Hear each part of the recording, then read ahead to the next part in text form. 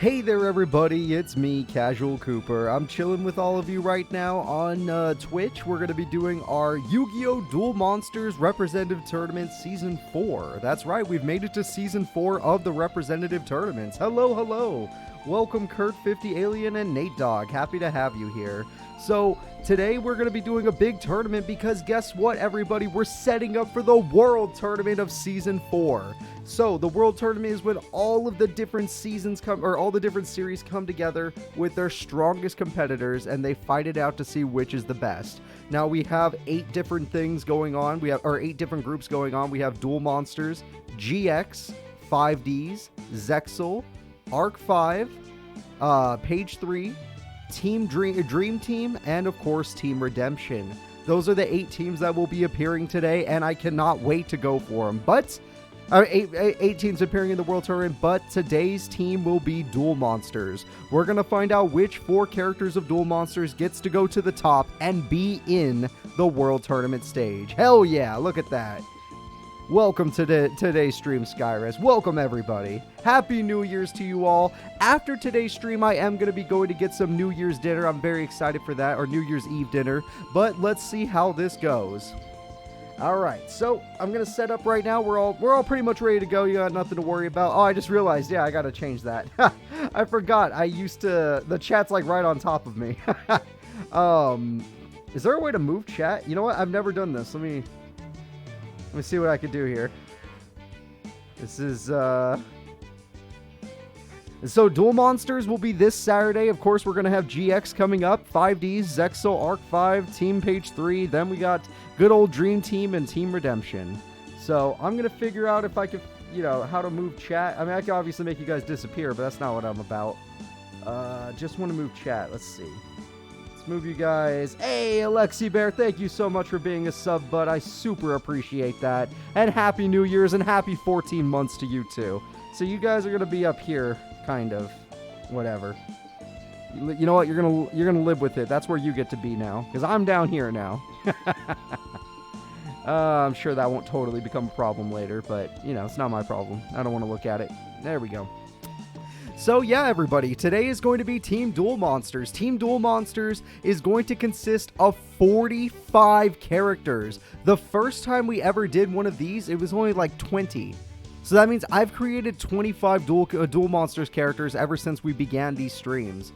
But we'll see how it goes today. I want to know in chat, I'm looking at chat sort of over there, who are your favorite Duel Monsters characters? Who are your top 4? Only 4 of them will be able to represent in the World Tournament stage, so who are your top 4 Duel Monsters representatives? For me, I still got Joey Wheeler. He did so well on Thursday's tournament. He is the Dragon Master, and that makes me super happy. But I am curious what you guys like. So, Nate Dogg, and then, let's see, Yami Yugi, that's an obvious choice. Joey, my boy. Bakura is an interesting choice. I like Bakura. And Weevil, good. Yugi, Joey, Kaiba, and of course, Cooper's buddy Bones. There we go. I like that one. That's good. Bakura and Joey, that's good. All right, all right. Happy birthday to Cousin King. Let's see. We got Maximilian Pegasus, Joey, Duke, Devlin, and Bakura. All right. Panic will make it. No, they won't. No, they will not. Yami Yugi, Joey, Merrick, of course, and Kaiba. Okay, that's good. Zork. Yeah, Zork's good. We saw... Okay. Yugi, Joey, Pegasus, Jack, Dark Magician Girl, Yugi, Bakura. I'm afraid you got it wrong, Yudo. Team Duel Monsters will not have Dark Magician Girl or Jack. Yugi and Bakura is possible, but Dark Magician Girl and Jack's 5Ds, and Dark Magician Girl is going to be on next week's tournament. Let's see. Always going with Joey. After Joey finally wins a tournament. For those of you that are curious, is Sebek here? No. Duel Monsters specifically means who appeared in the Duel Monsters show. Hey, the tribal guy, thank you so much for being a sub bud. And that sub was enough to get a hype train coming. Hell yeah. Thank you all so much for the hype train. That's freaking awesome. 11 months, the tribal guy. I appreciate that. So go ahead and get your free emotes or whatever. I hope you guys have fun with that. Anubis, nope, Anubis' movie character, he will not be in today's tournament. So, there will be a chance for those characters to be in the World Tournament, but they will not qualify from this because this is more about the show. Duel Monster show, GX show, 5D show, Zexal show, Arc 5 show. Page 3 is the game, so that's different. They can come in Dream Team. They're allowed to go in Dream Team and Redemption if they earn it, but we'll see. So for those of you that are curious, Redemption Tournament, the Redemption Tournament will be the final tournament instead of Dream Team. Dream Team is going to get moved to the 7th slot instead of the 8th slot. Let's see. I love Joey is on the picture. Yeah, no, now that he's won a tournament, that's my boy right there. Look at him. He's so beautiful. I love him. I'm so happy to see him. Oh, man. Oh, man. What about Grandpa? Grandpa's, he ain't gonna make it. I mean, Grandpa's in today's tournament, but he ain't gonna make it. Like, come on. You know his Exodia deck's a little too old school, but that doesn't mean that we don't love him. All right. Oh, yeah. Early gang. Welcome, everybody. We're going to be starting the tournament in exactly 10 minutes, which means I'm willing to show you guys the border right now. So let's go ahead. Bandit Keith, though, I'm not going to lie. Bandit Keith took down, what was his name? Alito. So, yeah, I could see Bandit Keith going all the way. Joey won a tournament. Yeah, did you miss Thursday's tournament? That would be really sad if you did. All right, let's go ahead and get this started. Let's see. Not started, but let me show you guys the bracket. For today's bracket, I know your names might be, your comments might be blocking it. Don't worry, I'll just tell you. We got Crump versus Goza-Buro Kaiba. We have Maximilian Pegasus getting a skip. We have Weevil Underwood versus Mokaba Kaiba. We have Joey Wheeler getting a skip. Duke Devlin will be fighting Nesbit of the Big Five. Jean-Claude Magnum fights Bones. Noah Kaiba got a skip. Yugi Muto will be fighting Lecter, as Shizu Ishtar got a skip. Mako Tsunami will be fighting Shoddy. Gainsley got a skip. Taya Gardner will be fighting Umbra. Zork got a skip. Strings will be fighting Loomis. Esperoba got a skip. Johnny Steps will be fighting Grandpa. Yami Merrick got the skip. Yami Yugi and Johnson both got a skip, but they're fighting each other. Mai Valentine will be fighting Odion. Seeker got the skip. Vivian Wong will be fighting Rex Raptor. Yami Bakura got the skip. Serenity Wheeler will be taking on Bandit Keith. Merrick Ishtar got the skip. Para will take on Rebecca Hawkins in round 2. Tristan Taylor and Arcana will be going at it. Seto Kaiba got the skip. And finally, Panic and Raphael will be going at it. And Docs has gotten the skip. Thank you so much, Dark Master, my buddy Vidal, for being part of the cult. I appreciate it. The cult tribute. That's so funny. Oh, man. So, we already know who's going to be fighting today. I hope that excites you all just a little bit. Who got your favorite characters coming in? I know my favorite characters are in there. His name's Joey Wheeler. I love Bones. I'm a good Yugi fan. Yugi's cool. Let's see. Who else do I like? I like Mai Valentine. Harpy Layers are cool. I think Bakura is interesting at least. I like Rex Raptor, and I like Weevil Underwood. So, yeah. Come on, Yugi versus Seto Kaiba in top 4. That would be, pretty hard to do because Kaiba sucks. I'm not going to lie. Kaiba just straight up sucks. I know he won a tournament, but since then he kind of sucks. Johnny Steps for rep, 10 out of 10. All right. We have a Johnny Steps fan in chat. You're an absolutely insane person, and I love it. Joey wins it again? Maybe. Don't forget Kaiba. Yeah, well, Kaiba sucks. I'm sorry. I love him too, guys. I love him too, but he just ain't too good. He just ain't too good. Oh, my God. Your boy Joey. That's my boy too, Vidal. We got this. Joey's going all the way. I believe in Seeker and his Exodia. If any Exodia deck had a chance of making it to the World Tournament stage, it would be Seekers. I like Noah's deck. Noah's deck I find to be pretty inconsistent, but I do like his Ritual Monster. Johnny Steps pulls out gun. Joey versus Yugi, Finals Hopium. Oh my God. Seeing Joey put the W against Kite was awesome. It was awesome for me too. Happy New Year to all of you. I'm super excited. It is New Year's Eve. Tonight the ball will fall and it will be 2023. Obviously not during my stream. My stream will end before then unless you're in a time zone where it's already ended. Who cares? But for me, I will not be seeing it for a while. And I probably will go to bed before it even hits because I sleep a little earlier than 12 o'clock. But we'll see. Yeah, look at all that chat. Everyone in chat seems to be in good spirits today. I love to see that. I freaking love to see it. So I'm going to go ahead and set up the first fight, which is going to be good old Crump versus Goza-Buro Kaiba. Oh, boy. All right, Crump. Let's find you. Of course, Crump will be played by Rio because it's, you know what? It just fits his character too well. A penguin girl, Crump couldn't help himself. All right, where is Crump? Yes, got him. Alright, let's see. And on top of Crump, we're also going to go with Goza-Buro Kaiba.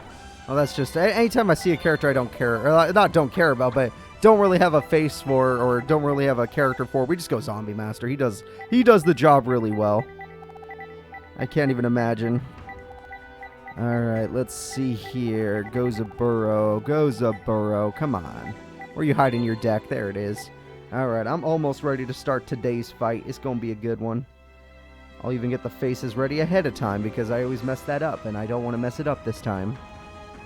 Alright, Gozo. Where is this guy? He's hiding in here. You want to see Joey using the Warrior Theme deck instead of Red Eyes? I'm afraid... Oh my god, we got a gifted sub. Thank you so much, Reaper. I'm afraid if you want to see Joey using his Warrior Theme deck, you have to wait till a Battle City themed tournament. The Battle City themed tournament does not have his Red Eyes cards. It has his Warrior cards. Still has Time Wizard and Baby Dragon, but it does have his Warrior cards. I have a deck for Joey that is Warriors. It does not perform well, but... I mean, it got second once. Never mind. It got second place once. But Yami Merrick made quick work of it, so... What are you going to do? Ready for Odyssey in January? I am ready for One Piece Odyssey. I think that game is going to be a lot of fun. I'm going to put my hope in it. I got a lot of hopium going into that game. Let's see here. I got a lot of stuff going on in next year. 2023 is going to be the best year ever, guys, because I have so many new Let's Plays coming out on my YouTube channel, and we're going to be having so many more tournaments that everyone's going to love, including the World Tournament. Where is Goza? It's like I moved the faces one time, and then I can never find them again. It's kind of problematic, honestly. I don't know what happened. I know I did this when I was exhausted, so there's a chance I made a mistake, but let's just assume I didn't make a mistake. You just played Disgaea 1? That game is awesome. Disgaea 1 I had a lot of fun with. I played the Disgaea 1 complete. I have Disgaea 1 on my PS2, and I also have it on Nintendo DS for when I want to play it on the go. So that's a good game. That's a fun game. Story's a little weird at times, but it's still a fun game. Alright, let's see. You received some Hype Train emotes. There you go, people. Have Hype Train emotes and use them for the stream if you like. I don't care. How long until New Year's for me? New Year's is in 12 hours. I have to wait 12 hours for New Year's, which is why I said after I have that nice New Year's dinner with the family, I will probably be going to bed. As I've been up since very early this morning, working on new stuff for you guys. Yeah, working on some stuff. Alright, so I am still looking for good old Crump's face. He's kind of a weirdo. Hard to find it. Might be easier if this, thing showed their actual faces, but it doesn't. It just shows their names. And that means I have to read. And you all know how good I am at that. There he is. Alright. We are ready to go. This tournament is as good as it's gonna get. We are ready to get this tournament going, but we still have 1 minute till start time, or 1 minute and a half. So in a minute and a half, we are going to start this tournament. It's gonna be a lot of fun. I think you guys have stared at a bracket that you could barely read long enough. I think we're gonna go ahead and show you guys our first competitors. Their faces are floating, but you guys know what that's about. Anyone new doesn't understand, but don't worry about those people.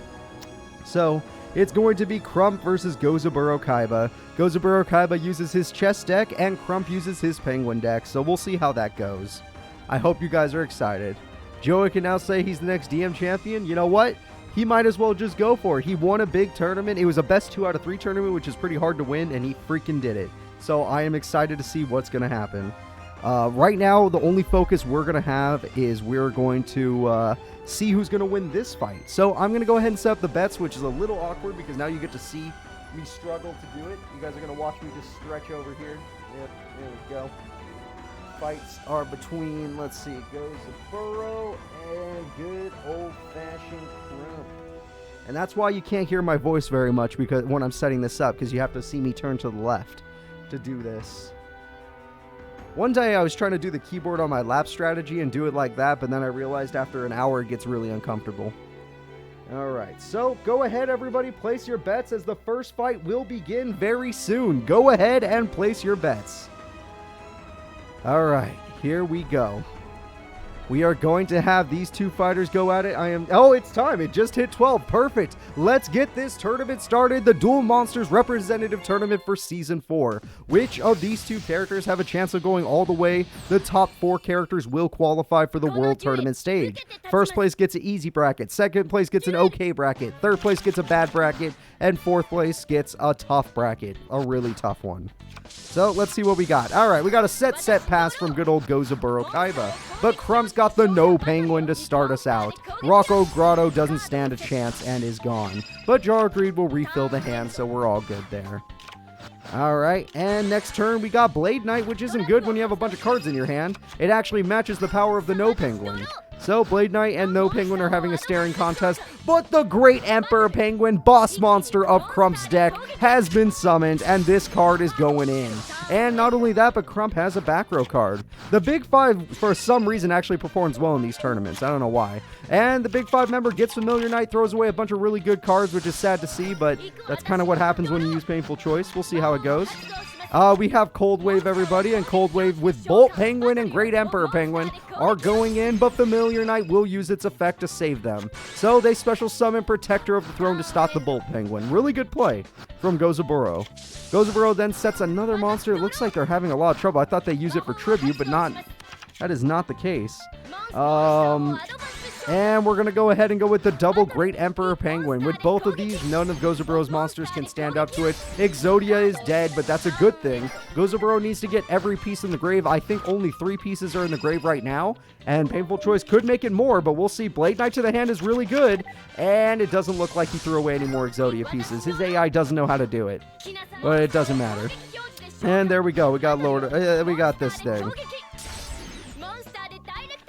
Let's see. His mom lets him have 2. Yeah, his mom lets him have 2 Great Emperor Penguins. He's greedy. That man is greedy. All right, we're going to have another set. He lost Monster Aboard. He lost a lot of things, guys. He lost a lot of things, including this duel, because Nightmare Penguin buffs up all the other penguins, making them overpowered, and this duel is as good as over. The first person to get knocked out of our tournament is Goza-Buro Kaiba. Crump of the Big Five will be moving forward. And 88% of you went for Crump. That makes a lot more sense. That's actually very understandable. So let's go ahead, move Crump to the front, and let's get into our next duel. So moving into our bracket, let's take a look over here. The next fighters will be Duke Devlin versus Nesbit. Duke Devlin uses a luck-based dice deck versus Nesbit and his... Does anyone remember who Nesbit was? Was he Robotic Knight? Was he the Machine King guy? I don't remember. It's not. I think, yeah, he is the Machine King guy. So, Machine King Nesbit versus good old Duke Devlin. I want you guys to go ahead and place your bets. Place your bets. I'll be setting up this duel right now as you do that. Alright. Luckily for me, Duke Devlin does exist in this game, so I don't have to make up that character.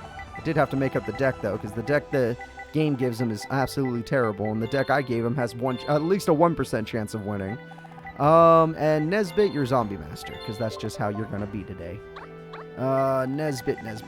Your deck, I believe, is in the hundreds. Yeah, you were one of the later characters that I made up.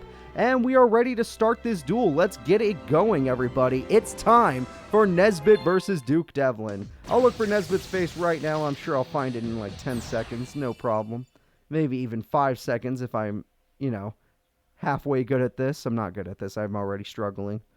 I'm like, nope, that's not. Oh, that's Johnson. All right, Nesbit works. There we go. We got the Robotic Knight face. All right, we have a defense mode monster to start. Duke Devlin's luck-based deck is going to use Cup of Ace, which either pot of greeds you or your opponent. Your opponent gets pot of greed. Gradius is one of his better monsters because he has equips for it, but he does not have any right now, and he is screwed. Duke Devlin might be in a little bit of trouble, guys. Nesbit's going to go ahead and maybe get Needle Walled. Oh, Nesbit summons himself. He walks onto the field as Robotic Knight and gets rid of the Gradius. Dice Spoon, I don't know what's going... Dice Reroll, I don't know what's going on. Dice Spoon rolls a 6. Dice Reroll says it rolls a 2. 2 gets rid of Ryoku Field. I guess that's fine. And we have a 2, everybody. Oh, is it still Crump? Whoops. Yeah, that was, that definitely wasn't supposed to be like that. Thank God someone said something. The rest of you were just going to sit there and laugh at me. Y'all laughed at me. Crump Devlin. Hey, Crump won his duel. It doesn't look like Duke's doing too good in his. Again, the big five seem to be damn good at dueling. I don't understand how, but they are good at dueling. You guys are just going to let it stay like that. Okay, a 4. There we go. That gets rid of Robotic Knight. 6 cents. If he gets a 5 or a 6, he got a 6! He draws 6 cards to his hand! That's absolutely insane.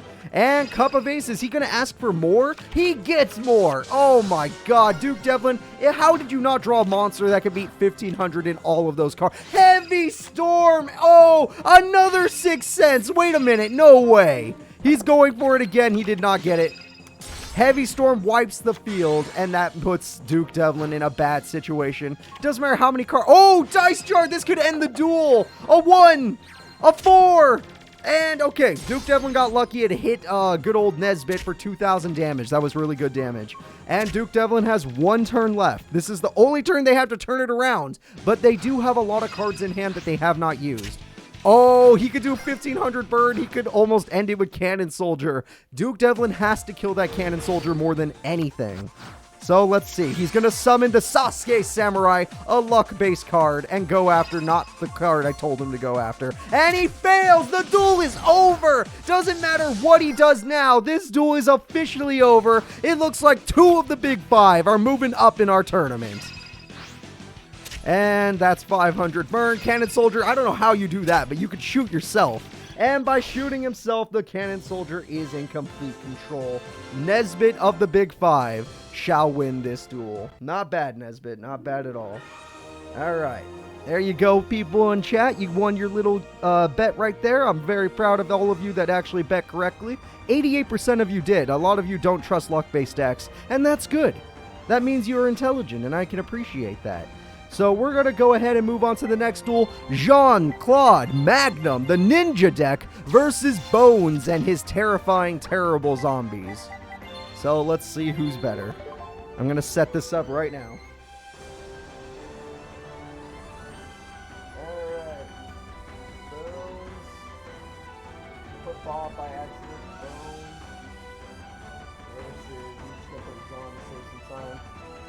Yeah, Bones versus Jean-Claude Magnum. Alright. Let's see what we got. Now, Bones, don't you dare screw me here. Jean-Claude Magnum has won a few duels. Not even gonna lie, he's actually done pretty well with his ninja deck. It has some pretty good combos in it. But I'm hoping that Bones can take care of those combos no problem. Either way, we'll see what happens, because we're gonna start this duel right now. Thank you all for your patience. Let's get in it. I see Goza-Buro's face is still there. Don't worry about that. It will disappear as soon as I find it. Get out of here. Then the person we need is good old buddy Bones. That's our boy. And we also need to find good old Jean-Claude Magnum, which his name should be easy to find. That thing, it's got like a little, what is that called? Ampersand or a little hyphen in it? Whatever. Oh yeah, I found him. Wabam. Well, we got one right, and honestly, Bones can look like that for a while because it kind of suits his character, but I'm actually going to put his real face on, and I see he has summoned the Dragon Zombie, which is one of my favorite cards that he has. That Dragon Zombie is actually pretty good, and it destroys the Arm Ninja no problem. Is that Arm Ninja? Yeah, it is Arm Ninja. Yeah. Everyone had a million of those as a kid. Oh no, Ninja Grandmaster Sasuke gets removed from play. That card would have been amazing. None of Bones' regular monsters can stand up to that, and Bones' boss monster, Pumpkin, can't even beat it. But the double Dragon Zombie, that's going to do some work. Bones is going to town on Jean-Claude's life points, but he does have a back row card on top of that. That's really good. All right, and we're just going to set pass. That's a lot of back row there. And Call of the Haunted, that's the card that Bones made popular. He's the one that made it popular in the show. And he's going to town with all these monsters. This looks like it's over. Not right now. He needed one more monster, but whatever. There is no twin-headed Dragon Zombie. But he does have 2 Dragon Zombies, which are really scary looking. So let's see if Jean-Claude Magnum can draw another Grandmaster Sasuke, because that would help him out. Like I said, Bones' deck is really low power, so not being able to overpower him is really embarrassing. Really, Jean-Claude Magnum? You can't overpower Bones? Just play another Sasuke. Pot of Greed. Bones, just end this duel.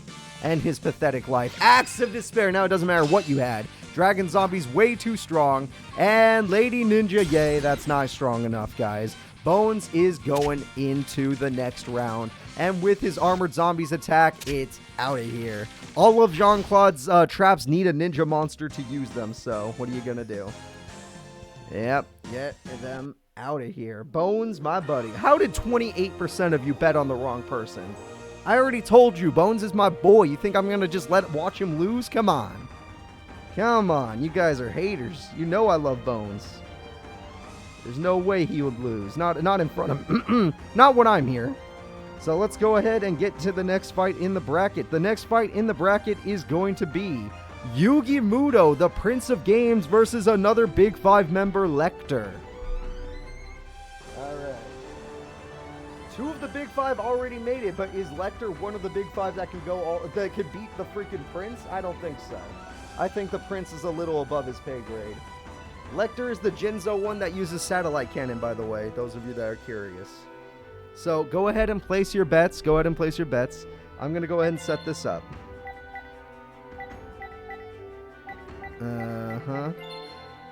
I love that. Remember, all of these duels are rigged so that Cooper's votes always win. And then we realize, oh yeah, did you realize that Cooper's very favorite character, Joey, didn't win a tournament until tournament number 97?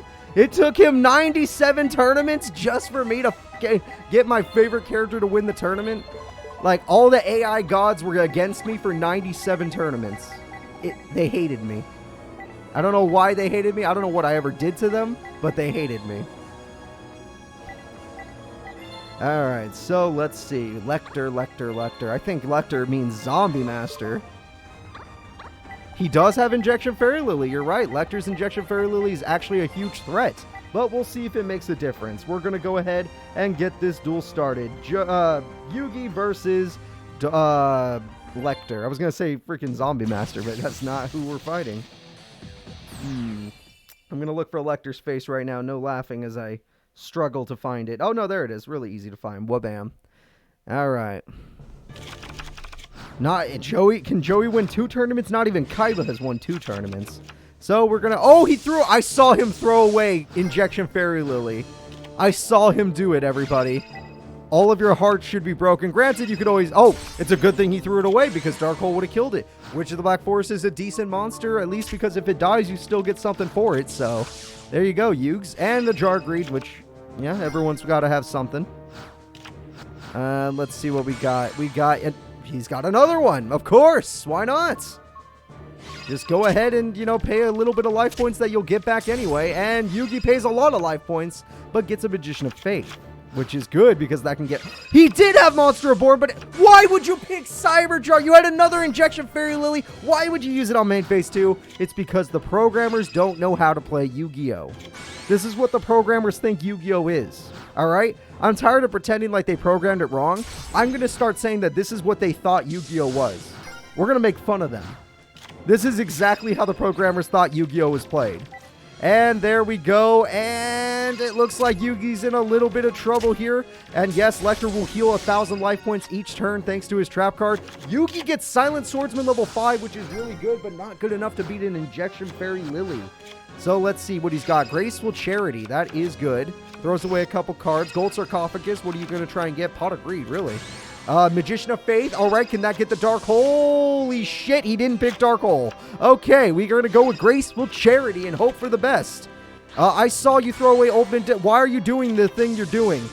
Oh, because you have Chaos Sorcerer. He's going all the way, guys. Remove from play that fairy. We don't need it. Level up to your ultimate form. We have the second strongest card in Yugi's deck. Silent Swordsman level 7 going in for 2,800 damage. That's how you become the Prince of Games, everybody. Almost winning the duel on that turn. Alright, that Life Absorb Machine will still heal him back for what he paid, and it looks like Lecter is out of cards. Yugi summons the Silent Swordsman level 3. You know that Yugi is tired of this bullshit. Yugi's evolving to level 5. That's right, he's got more. And what else could he possibly do? This field is stacked. This field is completely stacked, and it's over. The winner is Yugi Muto, everybody. Yugi goddamn Muto. Lecter will be the first Big 5 member to take the L. Even though he did put up a damn good fight. he takes the L. All right, complete that. Yugi's our winner. Let's go ahead and get rid of that creepy Jinzo face. Don't even look at it. And let's take a look at our next fighters. Our next fighters are the freaky fish guy, Mako Tsunami.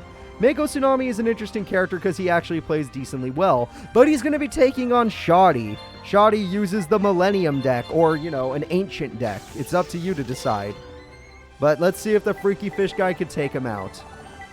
Alright, the Freaky Fish Guy, I want you all to understand, Mr. Freaky Fish Guy in the Season 3 World Tournament qualified, and not only qualified for the World Tournament stage, but got out of Group Stage, and got all the way to top 8 in Group Stage, only to be knocked out by Yusei Fudo. So, put some respect on Freaky Fish Guy's name. He knows how to duel, and he is pretty good in the World Tournament stage. Alright, so let me go ahead. I got Freaky Fish Guy. I just gotta get Zombie Master for good old Shoddy. Freaky Fish God, you only earn that emote if he wins the World Tournament. Alright. Granted, Mako has won a tournament in the past. He won the Duelist Kingdom tournament, but yeah.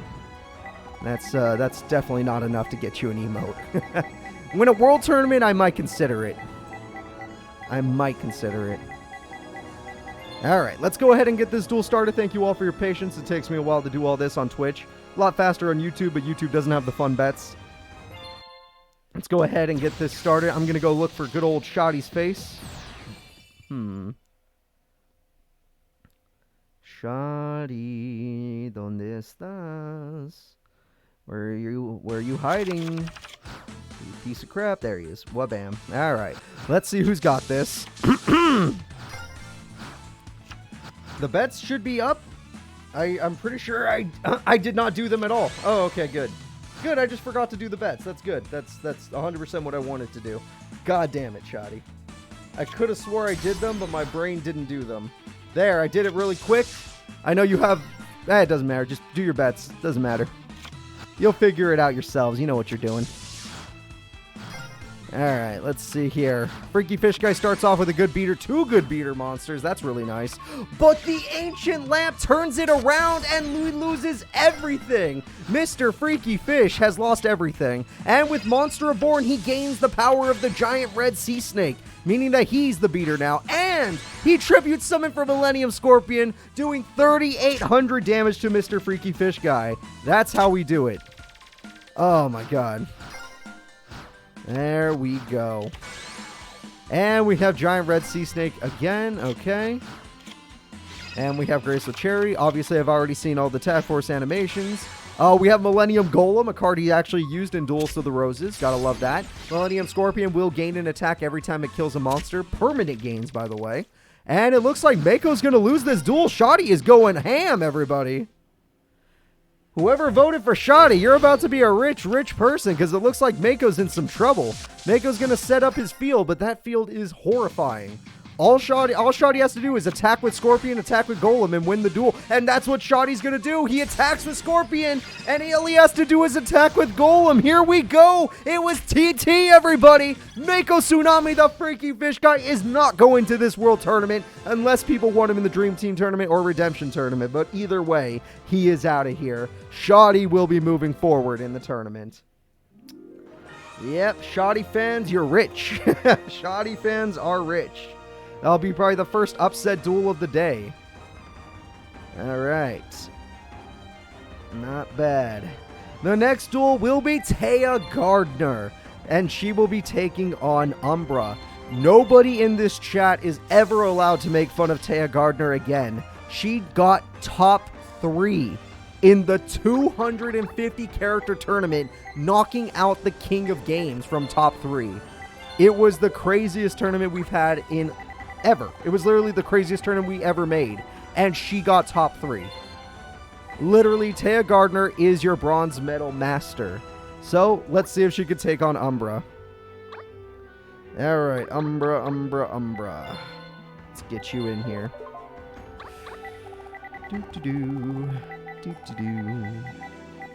Oh, that's Loomis. God damn it. Found Loomis's deck instead. Nope, there he is. I found him. Let's go ahead and get this started, guys. It's time to do the tournament fight. Oh, did I do the prediction? I didn't do predictions. Haha, I caught myself. You guys can watch me struggle as I do predictions. Watch this. Let me do my predictions. Umbra. Taya. And we are good to go. Go ahead and place your bets, people. Place your bets. All right, let's get this started. Now, I'm going to go and get the face on for Umbra. Oh, wow, that was super easy. Wha-bam. Look, there he is. You could already see him before the fight starts.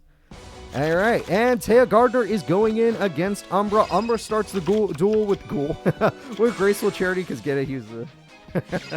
And Bazul the Soul Eater will kind of not be used correctly, but at the same time, he has a 3,200 attack point monster on the field, and Taya should be scared, and Taya is no longer allowed to tribute. But Taya's not afraid. She plays Maha Velo and baits him in. No, she's not baiting him in. She's going in. Taya Gardner says, screw your little monkey guy. That Bazoo is nothing compared to my 6,350 attack point monster. I thought 32 was a lot.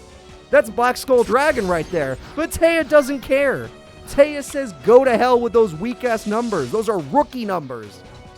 Oh, and Ask of Dispel. Okay, at least you can do some burn. But Taya, if you top deck a monster, you're in. She top decks a monster. It's a monster to protect Maha Velo as if it needs it. And Magician's Valkyria will start to win the duel slowly. Well, actually, not slowly. Umbra's already within Destiny range. Oh, that's a way to start. This is why Taya got third. Taya will take 500 burn, doesn't need to tribute, and it looks like Umbra is going down. I love that emo right there. It's Merrick throwing up. He's like, what the hell is going on? Taya top decks the lock. There is no! It's Mirror Force! There is a way! Umbra can't do it. Wait, double bound wand. Revive your monster ×2. I don't know how that works, but it works. And you can't beat him. It looks like Umbra now has control of the duel. And what else does he? He's got 2 Shining Abysses. Taya can't stand up to those. And Taya loses her only monster. She has to top deck her way back in. Umbra could totally take out Miss 3rd place Shadow Realm right now. Oh, this is it.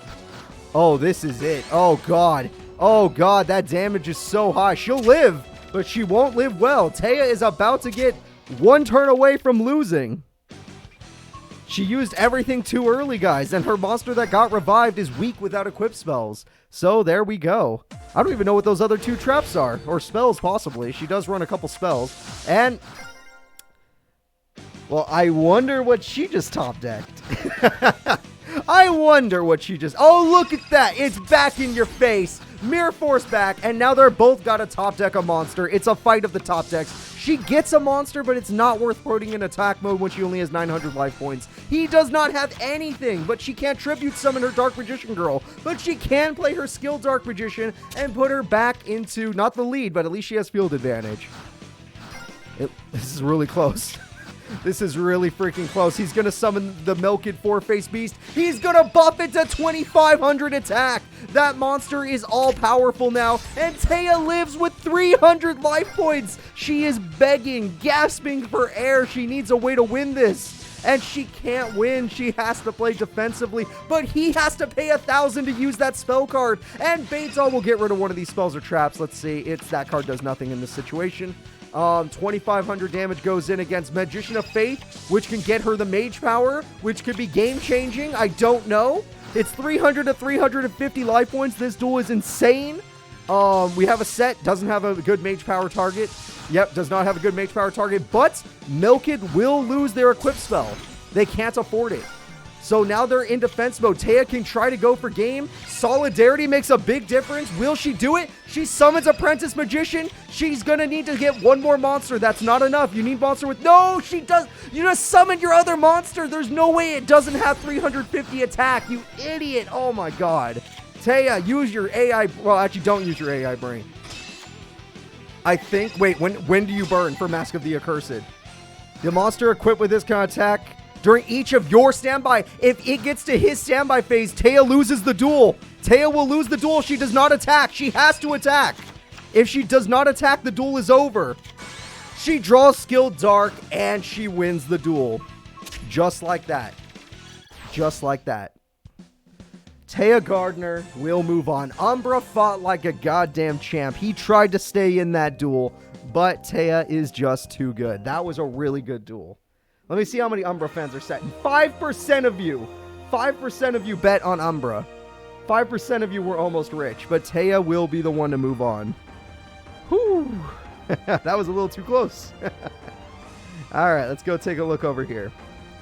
Ooh, Taya's got a hard next fight. The next fight will be Strings versus Loomis, because why not? Let's just go ahead and put Loomis in this one. Alright, Strings and Loomis, two rare hunters going at it.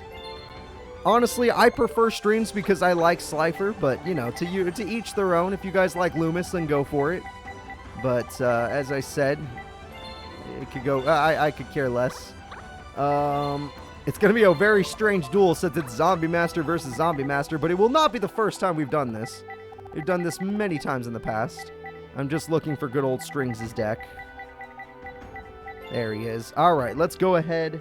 And again, am I not doing the predictions like I'm supposed to? God damn it. I got too addicted to when Arturo was here to help me out. Strings. Alright, we're good to go. Let's go ahead and start this up, guys. Now, let us see what's going on. We have the fight of the century. I'm going to go ahead and put their faces on so you know who's who. Who knows? Maybe if I don't put their faces on, you'll never figure it out, and it'd be hilarious. But, no, let's do this correctly. Let me go find their faces. Where are you? Oh, there you are. Boom. Alright, we got Strings, and now I just need good old Loomis, who I made a long time ago for the Loomis and Umbra combo. There we go. And we're ready. Let's go ahead. Two rare hunters going at it. And all we have is a mass to stop that Granadora from doing anything and to create burn damage, which is what our last, mask user tried to do. And 500 burn will begin the duel. And Shining Abyss can take out that Beast King of the Swamps, no problem. So, good start from Loomis. Strings is actually in a little bit of danger here. Okay, card to save return is good if you can find Revival Jam, but you can't find Revival Jam. So that's not great. 500 extra burn, that's good. Yeah, you might as well play passively. You have a free burn right now, so there's nothing wrong with that. Loomis is... oh god, my voice. Loomis is a person that can win by burn. Strings is a person that can win by Slifer. So he could actually try to tribute that Granadora for Slifer the Sky Dragon. Let's see what Loomis tries to do. Loomis is not going to let him do that. He's going to try and get rid of the card, but it was Mother Grizzly, which could target Revival Jam. It got to Revival Jam. That's really good. Strings has a strategy here. Senju of the Thousand Hands is also really good and should have been done on main phase 1, but let's see if you're... Oh, okay. All of a sudden, you're just playing a bunch of cards aggressively like it matters. Revival Gem will obviously get Mirror Forced. Okay. And Granadora will cost you 2,000 life points. Okay. And that one level 1 monster better save you because this duel could be over. Especially... Okay, they're not going to use that anymore. Never mind. I was going to... Especially if they use their ritual card. Then they can win. That is a Sinister Serpent. It won't make a damn difference. This duel is as good as over. It looks like Loomis is going to move forward with his mass deck.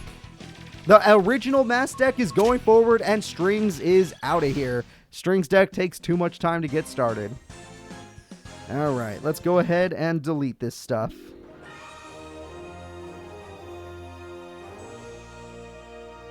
Alright, let's get this started. And let's see over here. Strings and Loomis. I'm actually a little surprised Loomis won, but Strings... You know what? Loomis was technically supposed to be stronger than Strings since, you know, Loomis was taking on Yugi and Kaiba, who both had God cards at the same exact time, so... Yeah, that makes sense. Let's go ahead and set up the next fight. So, next fight. We have... Okay, this one... I don't care who you bet on, because it's just going to be fun. This next fight is definitely going to be fun, because I don't think either of these characters can make it to top 4. It's going to be Johnny Steps versus Grandpa. Alright, Grandpa Yugi or Johnny Steps, or Grandpa Mudo. And setting up that prediction right now, everybody. Go ahead and do your thing as I set up the duel. Alright. Grandpa... What is Johnny's deck? A bunch of female monsters that fuse. Mostly into that what is it called? Musician King card. And then he has Metal Morph to make it the Heavy Metal King. Which I find funny. And I'm allowed to, because it is funny. Alright, Johnny. Let me find your deck. There he is. Johnny Steps, deck number 62. The strongest of decks. And then we got Grandpa. And Grandpa's deck is unstoppable. He's got the mighty Exodia in that deck. Is he ever going to use it? He has actually already, but probably not today. Grandpa is not that good. He has some good cards and he has some bad cards. Mostly bad, but it's fun to watch. So let's go ahead and get this duel started. Thank you all for your patience. It's time for Grandpa versus good old Johnny Steps. I'll look for Johnny Steps' face as we do this. Let's see what we got. Johnny. There he is. Johnny Steps is on the field. There we go. And we're going to start the duel with Attack the Moon. Good job, Grandpa. Grandpa's got Attack the Moon for when he gets one of his very few rock monsters to go ham. But Johnny Steps starts the duel with Spirit of the Harp and gives it a buff so it has decent attack. And then loses that buff and is no longer willing to attack.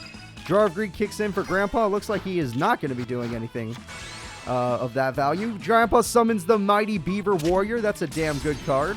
And ends his turn. All right, Gramps. All right, I see you. That's pretty good.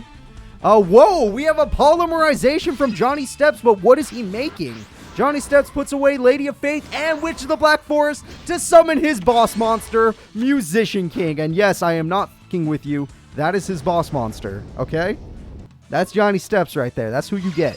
And he's going to just deserves to do 1,000 burn. Grandpa is in trouble. 1750 is way too strong in old Yu-Gi-Oh! It's not even that strong in old Yu-Gi-Oh! Monster Reborn will bring back the Spirit of the Harp with 2k defense. And that is... Oh, we have a Tribute Summon. And there it is! The one Tribute Summon Skull about to make mincemeat of this Musician King.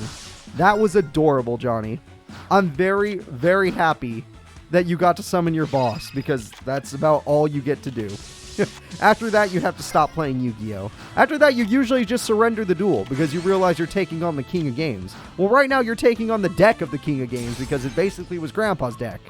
Alright, Torike goes in, Spirit of the Harp goes in, that's plenty of damage. Oh, man. Okay, Lady of Faith has come. Wow! Grandpa with the old school trap hole. Not even going to let you Lady of Faith, huh, Johnny? But it looks like Mystical Elf teamed up with the rest of these monsters is going to make quick work of Johnny Steps. This duel is as good as over. Johnny is out of here, to nobody's surprise. Nobody's surprised. Johnny Steps is out of here. Actually, to everybody's surprise. Why did 54 of you, 54% of you, bet on Johnny Steps? How come only 46% bet on Grandpa? Are you crazy? Are you absolutely insane? All right, what are you? You're insane. All of you are insane. Grandpa is a champion. Not really. He's never won a turn. He's won some duels. I'll give him that. Grandpa's won some duels, which is probably better than Johnny. All right. The next duel is Mai Valentine, another champion, taking on Odion. We have two Battle City quarterfinalists going at it. Let me go ahead and set them up. Mai Valentine with her amazing Harpy Lady deck, taking on Mako and his amazing trap deck. Mako has gone pretty far in tournaments before, but his trap deck is a little slow, whereas Mai Valentine is about speed. She is extremely fast and can win duels as quick as turn 3 when she plays correctly. Granted, she does not play correctly all the time or that often, but we'll see. So 2 quarterfinalists going at it. Alright, let's see. We got Odion and we got Mai. Go ahead and place your bets, people. Go ahead and place your bets. Alright, did I say Mako? I meant Odion. Doesn't matter. You all know what's actually happening. I'm crazy. Alright, let's go ahead and do this. Do not forget that I do this as a job, so... I'm constantly working on Yu-Gi-Oh! Projects and constantly working on Digimon projects and Pokemon projects and a lot of other projects too that you guys will see next year. So my brain's a little muddled. Like it's got some problems. Plus I have a family where I'm literally going to lose my memory as I get older. So we'll see how this goes. And Odion starts exactly how he should start. He's got 4 trap cards. That's really good. And of course, Mai's legendary Harpy's Feather Duster. Why would you use anything else? And the Harpy's Hunting Ground. Beautiful. 2100 damage. 2100 damage it is. And some back row. That's also really good. I feel bad for Odion fans right now because that start was a little bit cheating. And Harpy Dancer, of course. Harpy Dancer gets rid of Embodiment of Apophysis, which it doesn't matter if you summon it, it dies. It still dies. And that is a lot of damage. Yeah. Yeah. This is a little unlucky. Little unlucky to be an Odion fan because this was a terrible match. Oh, Swallow's Nest. Uh-oh. This was a terrible matchup. Granted, Swallow's Nest will kill whatever that trap was. It was... Oh, wow. Really? You want to kill that trap of all things? And Odion lives with 300 life points. That's not much. Mai Valentine is going ham this tournament. However, if Odion... there's no card he could draw that I could think of to save him. That card's great because you can activate... Yep. Apparently, the card in his hand is the monster that he needs. Apparently, that's the card. Oh, good. Harpy's Pet Baby Dragon. That's great. And Odion is out of here. You might have... When I said Mako, I wasn't wrong. They both got out in round 1. What's the difference? What is the real... There is no real difference here. Mai Valentine is a champion. She has won a tournament. So, she deserves your respect. Granted, it wasn't a big tournament, but it was a tournament. It was definitely like Joey Wheeler size.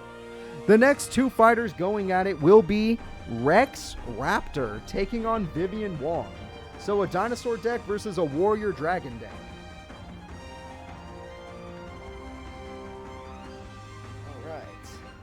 Mr. Grandfather of Dino DNA, and Vivian Wong, who honestly does not perform well in my tournaments, and I don't have many good things to say. She was in the Dragon Master tournament on Thursday, and she did pull off a pretty cool combo, but it failed to defeat Zane, which even Serenity Wheeler beat Zane, so that should tell you something. Alright, let's go. And yes, Serenity's in today's tournament, obviously, so don't you worry. She's here. Alright. Vivian's there. Obviously, Rex will be played by Tyranno. Rexy boy, where you at? There you are. Alright, guys, let's go ahead and get this duel started. Thank you all for your patience. Place your bets while you have the chance, and let's do this.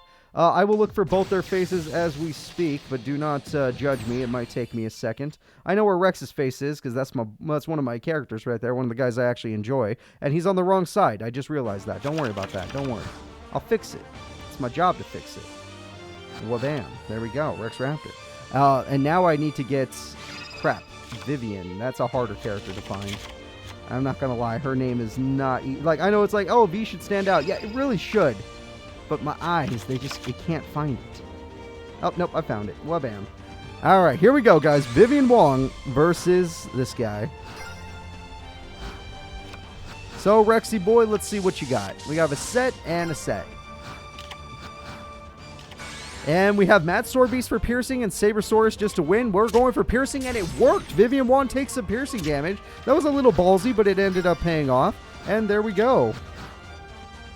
The bets should have been up. I know I didn't get this one wrong. I did it a long time ago. Yeah, bets have been up. I already had the votes. 71% Rex, 29 Vivian. All right, there we go. Thunder and Yan Yan is a really good card. There we go.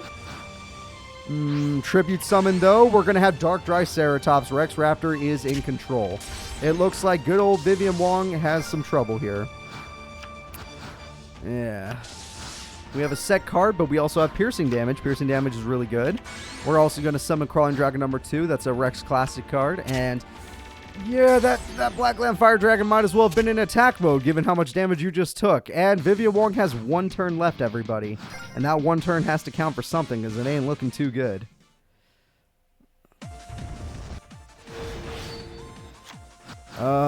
Let's see here. We got ourselves Master Kyonchi, which is not strong enough to do anything. Well, I guess it could kill that thing. But not when survival of the fittest kicks in. You can't kill a damn thing, Vivian. This duel is, well, Monster Reborn. I guess you could have done that on main phase 1, but you decided not to because your brain is mush. And they don't know how to use normal spells on main phase 1. Alright, well, there we go. We're going to go ahead and win this duel. Rex Raptor is moving forward, and Vivian Wong is out of here. That is a shame for Vivian fans. Not for me. I like Rex. But, you know, Vivian fans can... Shoo. Get out of here. Obviously, she is not good enough to be here. Not in the top 4. She is good enough to be here. We got, like, terrible duelists in this tournament, too. But Rex is not one of them. He's more of a mid-tier duelist. Alright, the next duel is going to be Serenity Wheeler versus Bandit Keith. Serenity Wheeler did take down Zane Truesdale, kind of. But in the Shadow Realm tournament or something. So, I don't know what's going to happen here, but we'll see. Serenity, your brother won a tournament. Why don't you win one? And Bandit Keith, you actually are a pretty good duelist. You've gotten top 3 multiple times. Top 4 multiple times. So, you know, not bad. Should be a good duel overall. I'll set it up right now. If Keith won a tournament, maybe he did win a tournament. I just don't remember it. It's possible he won a tournament. I don't remember him winning one, but it's always a possibility. Would you say he's a second-rate duelist? I don't know about that. Second-rate? That's pretty high. That's pretty good. Come on. Now, Serenity. I think there's a girl that looks like you here. Orange-haired girl somewhere. Not really. Alright, I'll just give you Sarah. I like Sarah. She actually plays well. Alright, let's see here. Serenity Wheeler. Not a deck I pick on very often, so it's hard to remember where it is. Either way, we're ready to go, guys. Let's go ahead and do this. Serenity Wheeler versus Bandit Keith. Now, Bandit Keith has done pretty good, but his deck is pretty costly. It costs him a lot of life points just to play his cards. Serenity Wheeler actually is more about burning and healing, and she also has some other good combos, so we'll see what happens. Right now, I'm just looking for Serenity's face. Obviously, it will take me a year to find it. By the time I find it, the duel will be over, because that's just how we do it here. Well, bam. And then, looking at this guy's face, Bandit Keith, I know where your face is. You're one of the first people I ever made. There we go. Okay, Mechanical Chaser is one of his best starts, and it will destroy Cannon the Swords Mistress. And there we go. We're going to end our turn. Soul and Wishes will heal them up. And we got, ooh, Swords. She could buy time to get out one of her boss monsters, either her fusion or big tribute monster. So we have a tribute monster from him. It's the Machine King. There we go. All right, Machine King is an awesome monster that he used on Yugi when being possessed by Merrick. I like it. And then we have a set. Oh, another Soul and Wishes. That's not bad if she can get Fire Princess on the field. Granted, she doesn't have many turns to do the burn because Swords is leaving soon, but do it anyway. So, going to heal 1,000 life points. That's always nice and dandy. She's going to play Maiden of the Moonlight, which is a decent attacking monster, and it will destroy the Twin Barrel Dragon that you should never play in defense mode. That was really dumb of you. But whatever. You're Bandit Keith. You can do whatever you want. Ultimate Machine King is not a card. If you mean Perfect Machine King, that's in, what's his name? That's in Nesbit's deck. Alright. Let's see here. And Reflect Bounder in defense mode. I love you. I love you, Bandit Keith. You're just showing everybody at home what not to do. Everybody, don't be like Bandit Keith. Holy shit, be like Bandit Keith. He just summoned Barrel Dragon. That's a real monster right there. He's going after her, and it worked. No lady assailant, whatever. No flames, no burn. Who cares? The damage will be good. Maiden of the Moonlight will die. Machine King is getting really strong. Goddess with the Third Eye will die. Reflect Bounder is going in. All of those life points you healed are going to be gone next turn. All right, Serenity? So you got to make this count. All right, here we go. We're going to summon the DD Warrior Lady. And we're going after Barrel Dragon, which makes sense. Okay, she is willing to sacrifice her life points in order to save her life points. It's not a bad idea, to be honest. So let's see what he's going to summon. He's going to get that's one of the best things he could have got. That's actually terrifying. That Machine King is almost as strong as a Barrel Dragon, though, so that's pretty scary. Let's see here.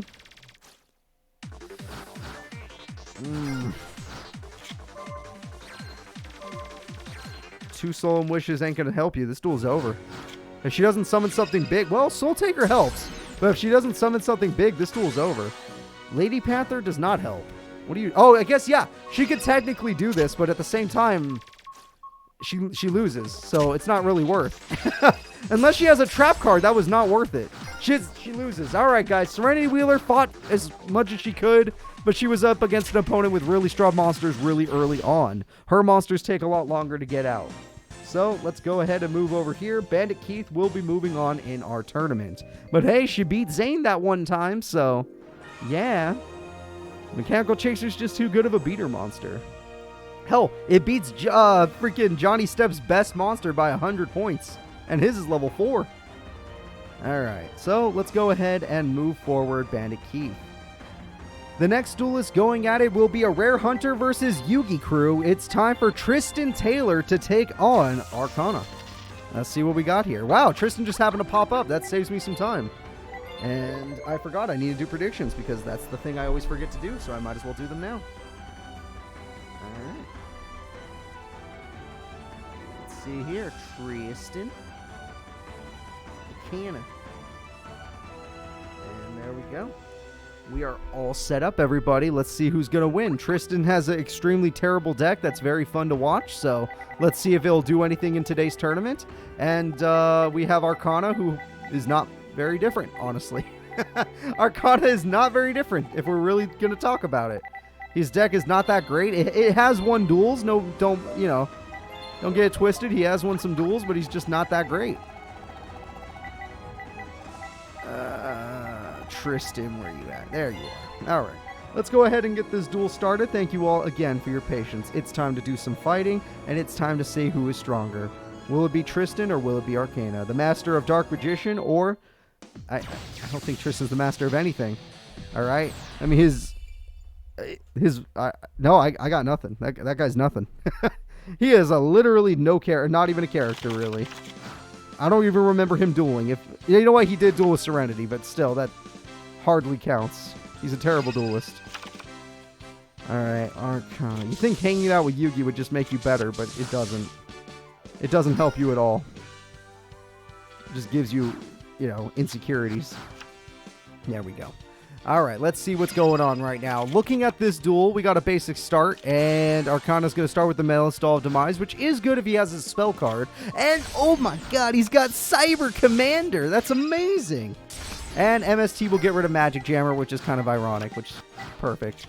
Cyber Commander. Oh, but he's got Robo Yarrow, and he's going in with Robo Yarrow and Limiter Removal. If only the Oh, he didn't MST. Never mind. If only he had Magic Jammer. No, there you go. And Premature Burial. Brings out the Mystic Tomato, which is tactically good. Damage-wise, it's whatever. Malistol would have been better, but, at least this monster is safe. Tristan Taylor, though, not looking too good.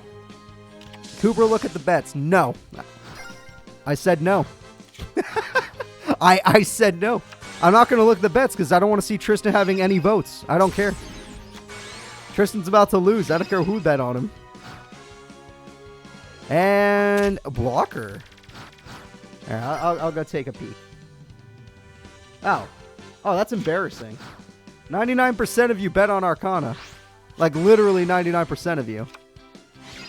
Oh, wow. Tristan gets the Machine King, and it doesn't matter. He has the perfect trap. Red Dark Magician is on the field, and that is terrible. 110k bet. Well, I'm going to assume I'm on bet that. A Dark Magician attacks for 2,500 and 1,900 and 1,400. Tristan Taylor is going down. This is pathetic. Honestly and truly pathetic. Alright, set that card, and 800 life points left to his name. Red Dark Magician, my favorite version as well, everybody. Mystic Plasmic Zone just to make this even more painful, because why not? Make Tristan suffer more. Tristan does have Mirror Force, but no monsters to his name, whereas his opponent... Why would you ever summon that monster in attack mode? Why would you do that? Come on, Tristan. Oh, Tristan bricked. It didn't matter. Oh, Witch Doctor of Chaos is going in, everybody. 2 flip effect monsters, and they're going to beat you to death. All right, there we go. It looks like the winner is Arcana, to nobody's surprise. You see, 110k, you want that to seem impressive. I get it. But you didn't put that on Tristan. If you put that on Tristan, I would have actually gone like, oh yeah, oh crazy, that's insane. But you put 110k on a sure thing, so does that even mean it? You could put 1 million. There's no difference. There was no way Tristan was going to lose. Even though he did pull off Machine King, but it got thrown away. It did get thrown away. There is a chance he could have lost, actually. But let's just pretend it wasn't. Let's just pretend it wasn't. But if someone did like, oh, here's 110k on the character that has like no chance of winning, then maybe I would be like, okay, maybe that's kind of crazy. We'll see what's going on here. Like, for this duel, for this duel, I don't want to hear it. This next duel is Panic versus Raphael. I do not want to hear it. All right, guys. I do not want to know anything about this. All right. Both of these characters upset me in different ways. They both suck in different ways. I don't know who's worse. Honestly, this is a fight to see who's worse, everybody. This is a fight to see who's worse. Yeah, which one will not suck is basically the duel we're about to watch. You guys have to make the guess. Which one of these does not suck? Let's see here. Oh, man, Panic. I don't know about you, dude. You've won way too many duels that you weren't supposed to win, and you've made other duels very close. Raphael, you're a character that's never supposed to win because you don't know how to use your deck, but if you could pull off that one monster, in your deck that actually does something, then obviously you can win. But you don't do it very often, except in the Shadow Realm tournament where you did it way too often. Either way, let's go ahead and get things started. It's time for for Zombie Master versus Zombie Master, obviously. So I'm going to go ahead and take a little peek for Raphael. You guys give me some time for that. Raffy boy, there he is. And I'm going to go take a peek for Panic. He's in here somewhere. Hiding from me. He knows I hate him. Alright, Sealboard Calcos is a great start if you get a monster that's not technically what you needed. Okay. No Sealboard Calcos works. Yami can be great for Panic as well. He summons his Lord of Zemia, which is actually pretty good, and destroys the Guardian Bow. Not bad. Not a bad start for Panic. Putting a monster in the graveyard makes, Raphael's deck a lot worse, so it is good that he did that. And Pot of Greed's pretty good. Pot of Greed is pretty good. We're going to see how this goes. Rui Kishin is not very good, but we'll take it. Arsenal Summoner, that works. That's a monster he could actually use aggressively, and I'm surprised he didn't. He chose Guardian Dread Scythe, which is another weird choice. Destroying your own Yami, that's another weird choice. Kind of weird. A lot of weird things going on. He actually did use he's actually using his cards correctly. He could use Guardian Bow because he has the Bow equipped spell. He's using the Celestial Sword Eidos. He has Arsenal Summoner at 3,100 attack. That is a lot. That is an absolute lot of damage. This is getting terrifying. Well, D-Spell will help. You might as well get rid of something. Yeah. I don't know if that was the crazy spell card, but he got rid of something, so that's something to do. We have Mirror Force already. Naturally drawn Mirror Force. Getting rid of everything Raphael had. That's really good. And Monster Reborn. Taking away the Arsenal Summoner, which is one of the few monsters he could actually use. Then tributing it because he doesn't even think it's worth anything. He tributed it for 10 more attack points. Dark Chimera only has 10 more attack than Arsenal Summoner. And I don't know why you kept the castle if you were just going to flip it. You might as well keep the Arsenal Summoner. Who the hell cares? I'll see you later, Vidal. It was nice to see you again. And I'll see you next week. You better be ready. Raphael has 47% of the vote. Panic has 53%. This one I was kind of curious about because this one could go either way. It looks like that Dark Chimera is actually pretty good now with 22,010 attack, but it loses it. Raphael is kind of screwed, everybody. Raphael is kind of screwed. He can't play any monsters. Unless he gets like Soul Release, he can't play anything. So, Heart of the Cards, let's see what he gets. Destiny Draw coming through. That Destiny Draw is a trap card. We all know what trap cards usually are. Let's see if it's the same one. And he's going in. It is. Okay.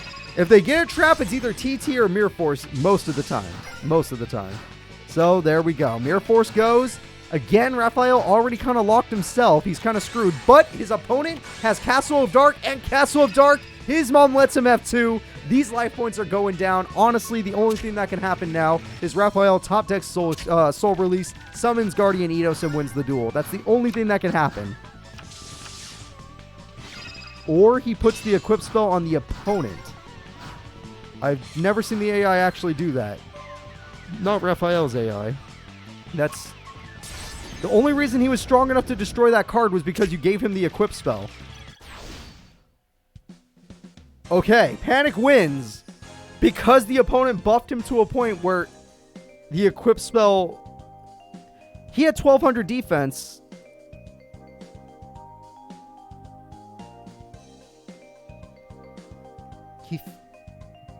How much did Panic pay Raphael? Or did Panic just start bringing up his mom? Raphael is... You know what? Let's just say Raphael is one of the worst AIs. 100%. It doesn't need to be proven. He just proved it right now. He is one of the worst AIs. Alright? Get him out of here. Take his family and go back to Atlantis. Now let's go ahead. Oh, we're already down with round 1. That's crazy. Even though I feel like these take longer because of the bets. This is actually kind of crazy. So, moving into round 2 of the tournament, it's going to be the big 5-member Crump taking on Maximilian Pegasus. Hell yeah. Alright, good old Pegasus and his tunes versus Crump and Penguins. Are you a Toon fan or a Penguin fan? Personally, I like Toon Monsters. I think they're cool, and Pegasus is one of those people I used to bet on when I could trust him.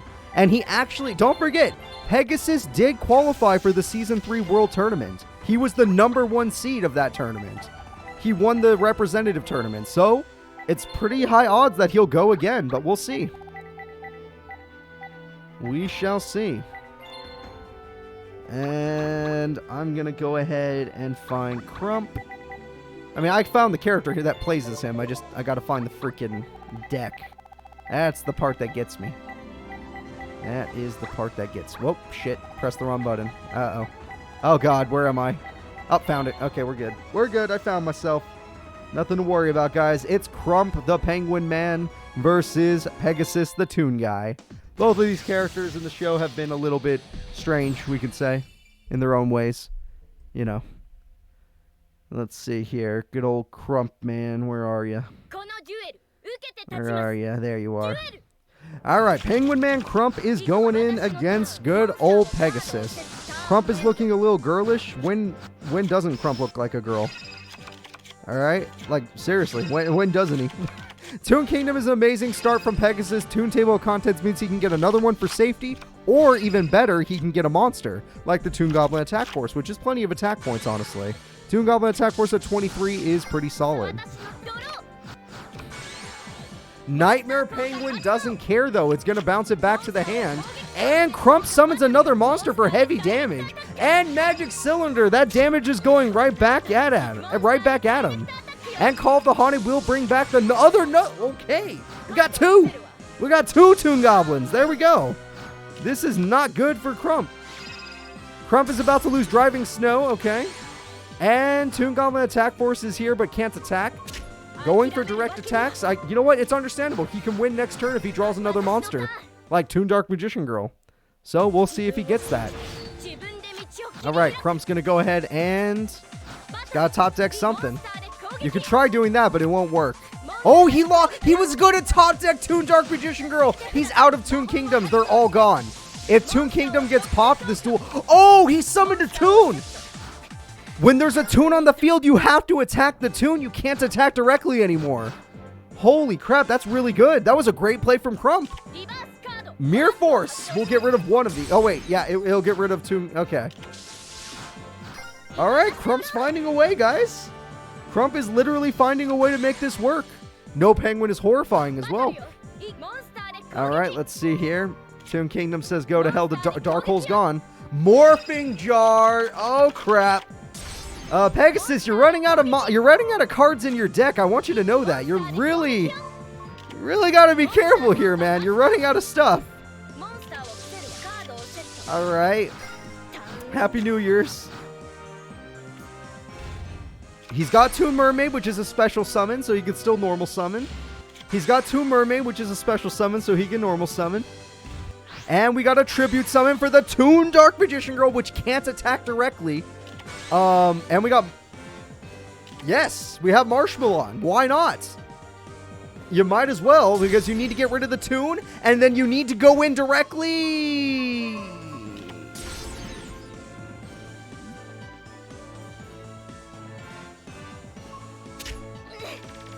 He won the duel. Why did he attack the... He had already won the duel. Why'd he do that? Why'd he do that? He won the duel. All he had to do was attack directly. Now your monster gets removed from play.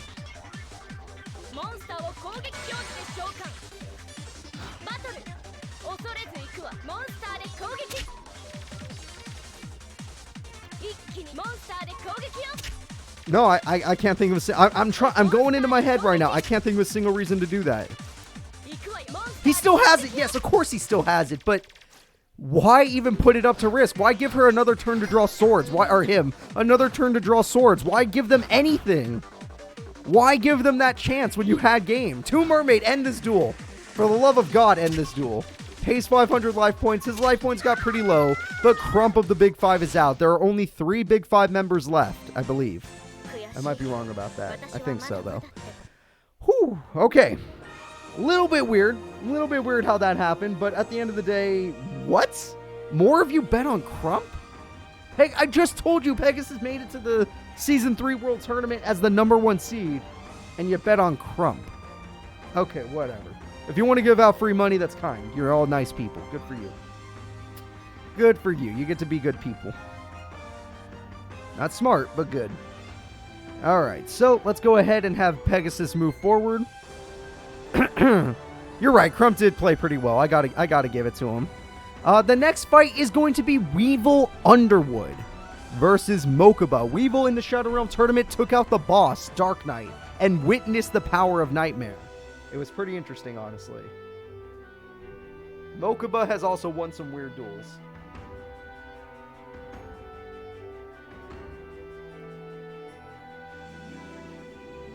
Alright, Weevil versus Mokaba, everybody. Let's get this started. I'm going to go ahead and set up the fight while you guys place your bets. I know you guys like to do that. Alright, Weevil. There you are. Weevil. Weevil. Shit. Yep, there he is. Okay, I was like, Weevil, where are you? And Mokaba the Zombie Master. Of course. Of course. It only makes sense. It only makes sense that he'd be consumed by his darkness with how many times he gets kidnapped. Alright, let's go ahead and get this duel started, everybody. It's time for 2 of our short stacks to go at it. I'm going to go ahead and find good old Mokaba's face. Shouldn't be hard to find since he was in a tournament not too long ago. Yep, there he is. I'm going to go ahead and drink some water. I hope you guys are cool with that.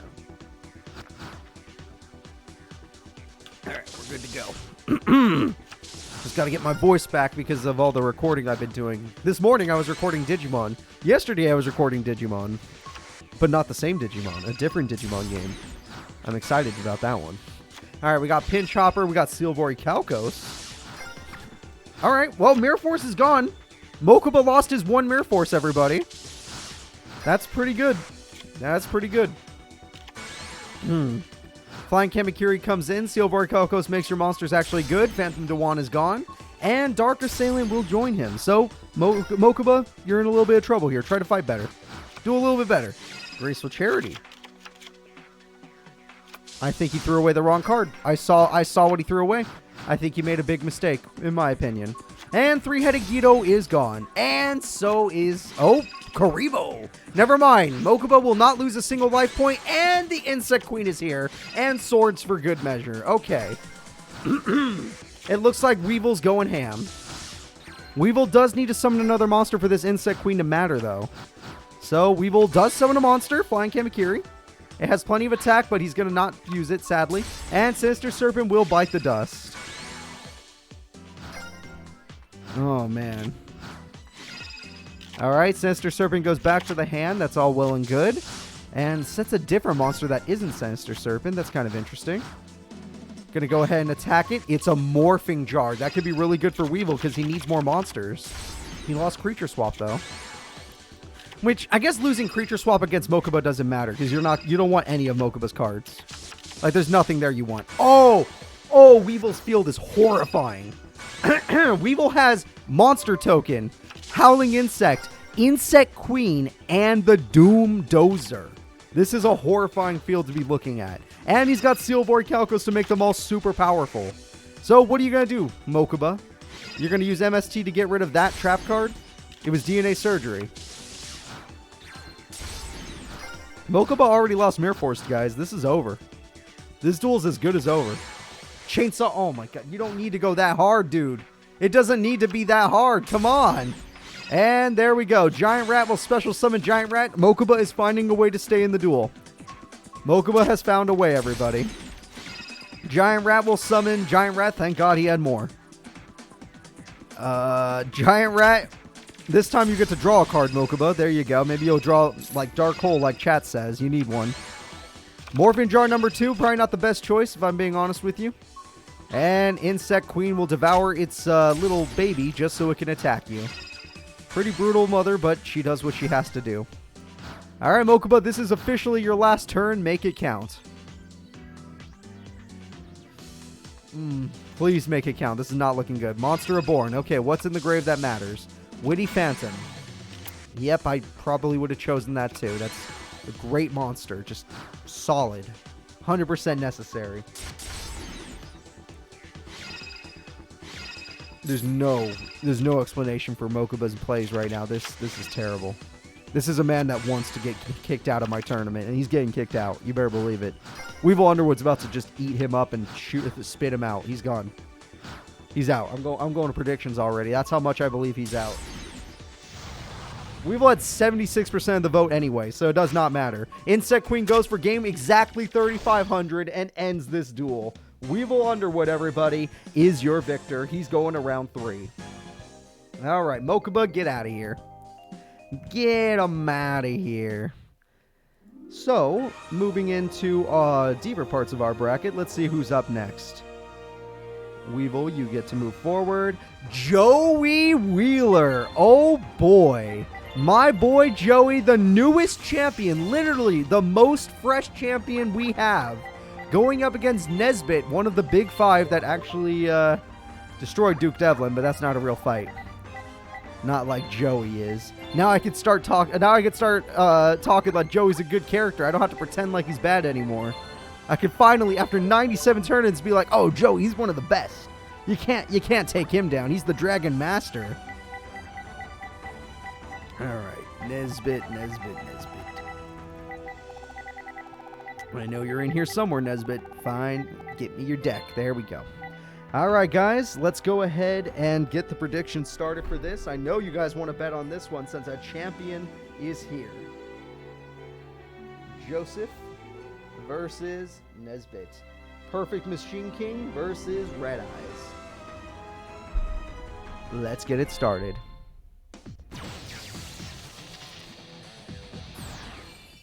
There we go. We're all ready to go, everybody. Just need to get my screen going. We have to wait another 97 tournaments for Joey to win one again? Please no. Please no. My wait last time was long enough. Red Eyes Wyvern is going in, destroying the Gigatech Wolf. Nesbit, that is not one of your better monsters. MST will destroy the Call of the Haunted. That's a good... Yep, that was a good destruction. Joey Wheeler has the field advantage because his opponent doesn't seem to have any monsters worth summoning. Another Red Eyes Wyvern hits the field and will summon the Red Eyes Darkness Metal Dragon. This card will break the game by summoning the Baby Dragon. Nothing will stop Baby Dragon. Nesbit himself is dead. I know I didn't put his face on, but this duel is over. Alright, Nesbit doesn't need a face. Not against this champion. Get him out of here. Graceful Charity to try and turn the duel around. What could you possibly draw? Premature Burial? What is that going to give you? You're going up against a champion now. This is a master of dueling. You killed the Baby Dragon. That's it. That's it. Everyone get the pitchforks. We're done. We are done. All right. This is a 100% victory for Joey Wheeler. He had a 0% chance of losing. He brought back the Baby Dragon because he understands its value and gets hit by a Mirror Force. All 150k of Ghost Wolf's money is about to go away because now the true champion Nesbit is going to town. Maybe I should put his face on because it's time for him to pop off. All right. There we go. And Swords of Revealing Light. Yeah, this is look. Oh, Magic Jammer! He can't even stall! Joey Wheeler can't even... Oh, Red Eyes Wyvern. Never mind. Never mind, I forgot about Wyvern. Yeah, there's no way to come back. Joey's gonna kill him. Joey's going to murder this man for what he's done to Baby Dragon. And the special summon of the original Red Eyes Black Dragon. Oh, that is how it's going. Yeah, Nesbit, you did well while you had that Mirror Force, but your Mirror Force is gone now. How you gonna beat Joey at his maximum power? This is Champion Joey. Alright, backup soldier's real nice and all, but let's see. That is game. That's exact damage, I believe.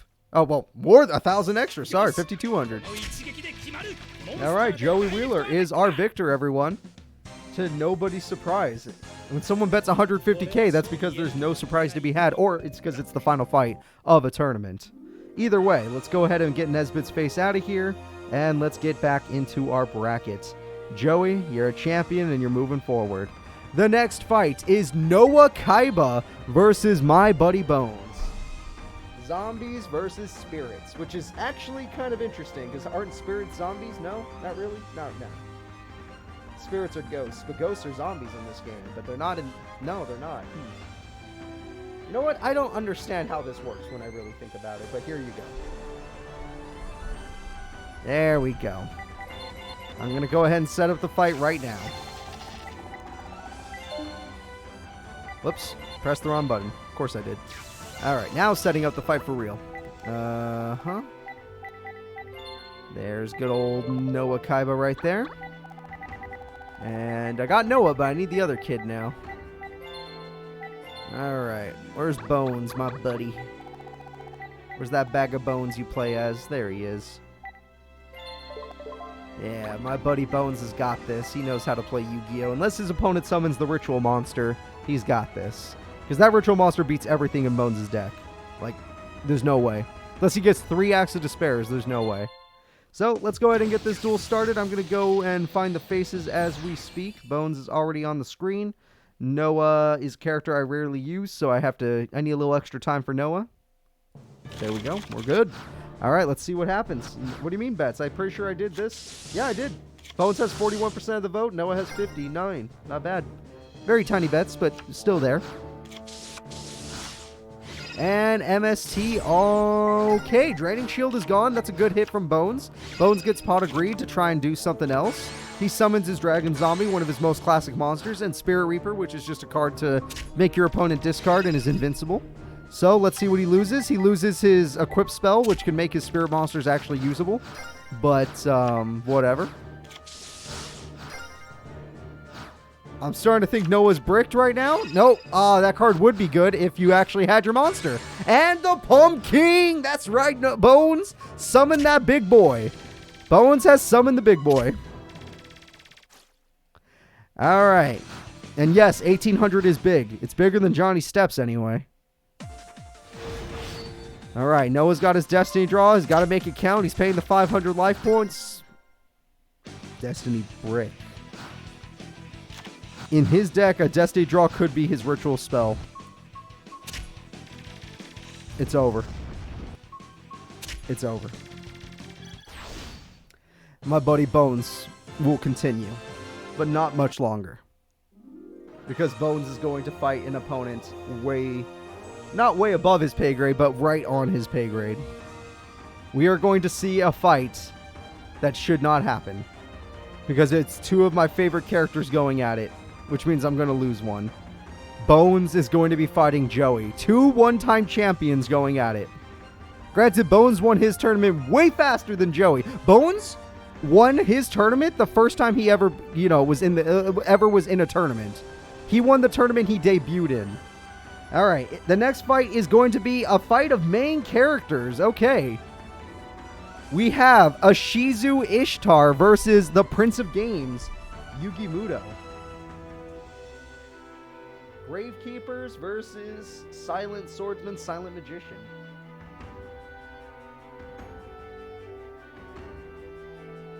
Alright, place your bets, everybody. Place your bets. Let's do this.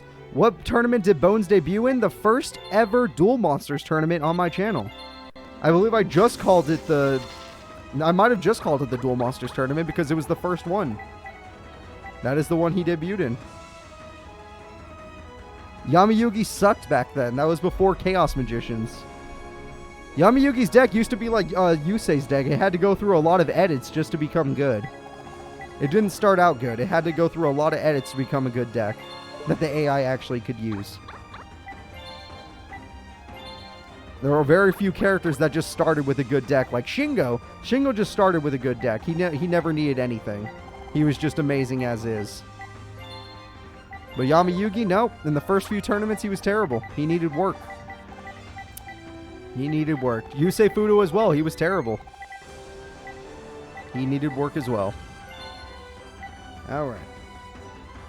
Let's see what we got. A level up deck versus a Gravekeeper deck. Ooh, I'm a little stressed here. Welcome, Celtic. Happy to have you here. Alright, we have a set. That's not bad. And we have Gravekeeper's Recruiter. That's not bad either. And Shining Angel will die, which means you can just get another one. Yeah, why not? Beat the opponent by battle. That'll do the job. Looking at this, we have Witch of the Black Forest. That's another good card. Gravekeeper's Recruiter dies, but that's kind of exactly what a Shizu wants because now she can get Heretic, apparently. Celtic with the double gift to viewers. Thank you for giving 2 gift subs. Longo and Leon Zamoon. I hope you enjoy your gifts. Happy New Year's Eve to everybody. And Celtic, thank you again for all of your support on this channel.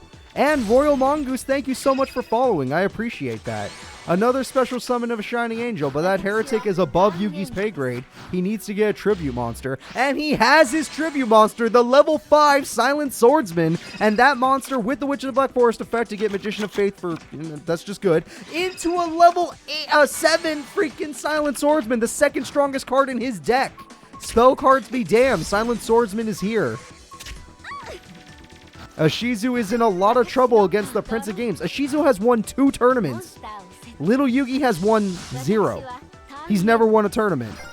Alright. He's been top 4. He's been to the World Tournament stage, but he's never won a tournament. So let's see what we got. Silent Swordsman goes in, destroying Nobleman, which is exactly what she wants to get her Gravekeeper Shaman, which has a shit ton of defense. And problem, she needs her Necro Valley. Yeah, with that card counts as Necro Valley, and Shaman in attack mode does not make sense. I would not have played Shaman in attack mode if I were her, but she did, so there's nothing we can do about it. All right, you little Prince Yugi's still in control of this duel, but it's not as well as it once was. Shizu is really low on life points now. Yugi's just setting up his field. She really is field spell reliant. Field spell reliant decks still win tournaments like Paradox and Shizu herself, but it's not as consistent. She needs to be better. Level up is great. Any monster he draws now that's a level monster, he can just get it up to the next level. She does have front row and back row, which is really good, but we'll see how it goes. All right, going in for the damage, and it's good. Shizu's down to 1,600 life points. That's not looking good for a Shizu fans. I'm just going to sit up now. Now that we have real duelists fighting, I need to sit up and see what actually happens. Rite of Spirit could be good to bring back Heretic. That's not exactly the best choice unless you have another monster. No. It's not looking good to be in a Shizu fan right now. Silent Swordsman level 3 is coming back, which means he can summon Silent Swordsman level 5 at any time. I don't think he has 2 Silent Swordsman level 7, so he's not going to level up. Yeah, but 2 monsters is going to help get through this wall of monsters she's summoned, except for Gravekeeper Spy, which is going to give her even more time to get her field spell. She is begging for that field spell, everybody. Alright, she's setting a card, and that's it. Yugi, you just need to summon more monsters. That's your weakness right now. Your lack of monsters is honestly costing you. Alright, Gravekeeper's Guard will make short work of that Silent Swordsman, but it's fine. He could just level up. Yeah, exactly. So he lost his Silent Swordsman level 5 in the end, but it's still fine for him. There we go. He summoned Silent Magician level 4, which it wishes it had level up, but that's fine. And Gravekeeper's Priestess dies, and level 4 almost ends this duel. Shizu has 600 life points left and is fighting to stay in this tournament. A set there is not... that's probably not going to save her, everybody. I think she's about to lose this duel. The attack goes through. It is Gravekeeper Spy to save her life. She did it, and she picked Descendant, finally picking the right one, and he's willing to trade to make sure she doesn't get it. Yugi uses his brain and goes for the trade, because Descendant is actually a problem, and she's done. His card negates all spell cards, which means she can't even use the Necro Valley she no doubt has in her hand. That is going to be it, everybody. That is over. Thank you all for watching. Goodbye. No, I'm joking. No, he got her. He actually got her. I thought Shizu would win that like 9 out of 10 times, but I was wrong. I don't have my headphones on today, so I don't have to hear the scream, thank God. That scream is chilling. Alright, so let's see here. Yugi gets to move forward. The next fighters are Gainsley of the Big Five and his water deck versus Shoddy, the guy who somehow took out Mako Tsunami, which I think is cool. Alright, let's see. That was a 50-50 bet? Not really. Let's see. Shoddy versus good old... That is good. I'm going to go ahead and start this up.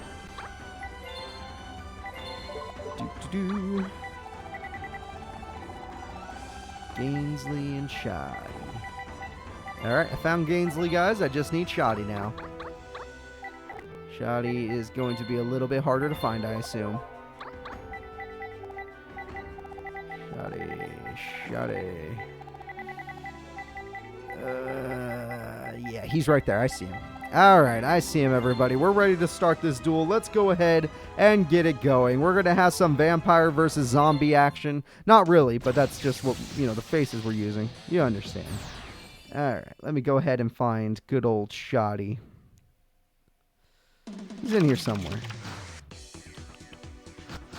I thought he would be here earlier, actually. Yeah, where the fuck is he?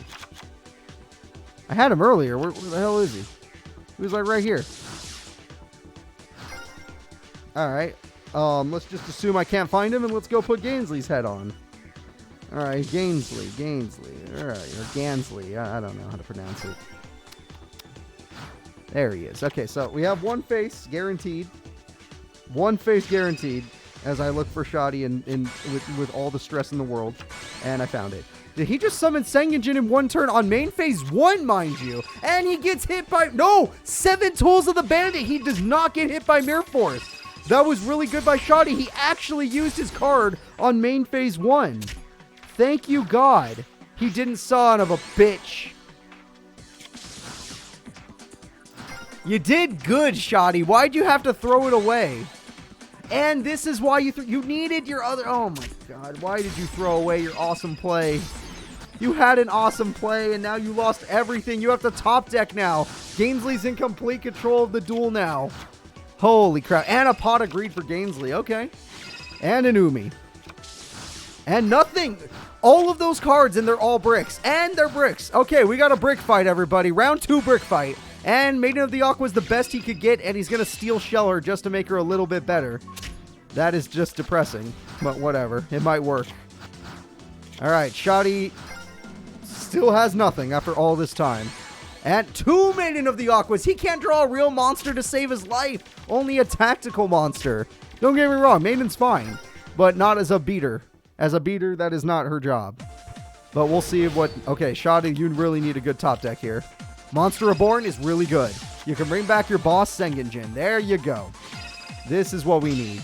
Black Pendant at 32... Who said low power duel? That is 3,250 attack. That ain't low power. Now... One of these opponents, yeah, they're pretty weak, but they have good monsters. They just haven't summoned any of them. Alright, let's see there. Goodbye to you. And it is a duel, so there was a deck leader. I should know. My friend Wookie picked that deck during our 8-player Let's Play of it. Wookie was Maiden of the Aqua. I was Wing Beat. I was Birdface. I had Mai Valentine's deck during that Let's Play. Ooh, crap hole to end this duel. That is actually the end of the duel, guys. That's going to be it. Millennium Golem mixed with Sengenjin equals a victory. There's nothing you can do about it. The damage is too clean. And GG. We're going to predictions. And son of a bitch. 82% of you bet on Gainsley. Shoddy's right here saying, I took down Mako Tsunami. You think I can't take down a guy who's freaking dollar store Mako Tsunami? Come on. Come on. Are you kidding me? Your guys' logic doesn't work here. It makes no sense. I don't get it. Why would you make these? Why would you think these things? All right. The next duel is going to be Dark Master Zork versus Taya Gardner. The ultimate darkness versus Zork. We'll see how this goes. All right, place your bets, people. Place your bets. Dark Master Zork or Taya? I'm going to go ahead and set this up. Good old Taya. There she is. Taya getting third place in the Shadow Realm tournament was amazing. And I believe Zork got third place in the first tournament he showed up in as well. So, they're both good duelists. I just don't know which one's truly the better duelist. I would say Taya, but I don't know. I don't think these two have fought before. That's the hardest part, is when we don't have any history between the two characters. We don't know who has the advantage. But I would say Taya, given that she could summon a 6,000 attack point monster on turn 1. Either way, let's go ahead and get this started. It's going to be Zork versus Taya. Should be a fun duel. I'm excited. Still looking for Zork. There he is. Alright. Zork will start this duel by summoning a Doom Caliber Knight, meaning that if Taya tries to activate any effect, she'll pay for it. But so will you. Skilled Dark Magician is here, and Bottomless says go to hell to Dark Magician. Oh boy. That's not good. And Gilgirth is here as well to take on... Oh god, this is just going terribly for Taya. This damage is insane. Alright, not too good here. We have a set from Taya, but that usually means desperation, and desperation is not what we want to see. Archfiend Soldier, this is not going well. Apprentice Magician is going to kill Doom Caliber Knight, but you cannot use its effect, which means that Taya is about to take 3,700 damage, leaving her with almost nothing. Taya is almost out of the tournament just like that by Dark Master Zork. His beaters are too good, but now she can play a monster with an equip spell if she really wants. Call the Haunted, okay. I don't think that's a good enough monster, Taya. I'm just gonna say it. No. Did she just end her turn? Did she just end her turn? What was your destiny draw, Taya? What in the ever-loving was your destiny draw? And it's over! Taya, the person who beat Yami Yugi, loses to Dark Master Zork in 7 turns. Just like that. Welcome to the realm of AI dueling, where nothing can be trusted. No history can be trusted. No nothing. Get them out of here. Taya, she did make it to the World Tournament stage in Season 3. She's not making it in Season 4. Alright, Zork, maybe you can do it. The next fight is Esperoba, a classic, a guy who has made it to the World Tournament stage, I think twice somehow, versus Loomis. It's probably because his deck actually counters Mirror Force. That's pretty big in these tournaments, but it's a low-power deck, sadly. Esperoba versus Loomis of Loomis and Umbra. Go ahead and place your bets, people. Go ahead and place your bets. We have the Jinzo Master versus Loomis of the Masks. The only masked brother to survive. Yes. Will Esperoba sell the house? No, I don't think so. I think the masked guy has way too many powerful monsters for Esperoba. But I've seen Esperoba beat the king of games, so I think anything can happen. Alright, just give me 2 seconds to find Loomis's deck. It'll take me literally 2 seconds, I'm sure. There we go.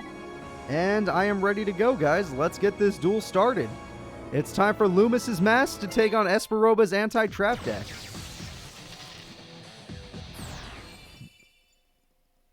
Alright, Esperoba's face is easy to find. He was one of the first 4 characters I ever created. Loomis, not so easy. He was like number 7, I think. Alright, we have a set pass. That's a very, very solid start from Loomis. A Reflect Bounder is really good. He's the Oh, Mirror Force on turn 1. He doesn't have Mirror Force for the rest of the duel, but you might as well use it now because Jinzo would stop it later anyway. Reflect Bounder was a card made popular by Esperoba. He was the first one to use it. And Loomis gets his boss monster! Just like that! We have the Mass Beast card! The strongest card in his deck, and he hits... Oh, Esperoba! You are not selling any houses today. This is looking really bad. Esperoba summons the Fiend Mega Cyber in defense mode because he is that scared. Oh, crap. And what? You had Mirror Force, but you just said... You know what? Saving his Mirror Force meant his opponent had 2 monsters on the field, meaning he could summon the Fiend Mega Cyber. That was intelligence. Esperoba used real intelligence there. I like it. I don't know why he doesn't have another monster or a Jinzo yet, but he has intelligence. So we'll take it. Alright. Call of the Haunted kicks in to bring back Reflect Bounder, which is absolutely beautiful. And that damage is super high. Loomis is now in trouble. Loomis needs to find another Mass Beast or something because these cards can beat most of his monsters. Jinzo Returner on main phase 2 makes no sense, especially in attack mode. Mask of the Accursed will stop the Fiend Mega Cyber, but not much else. If he gets Jinzo, this duel's over.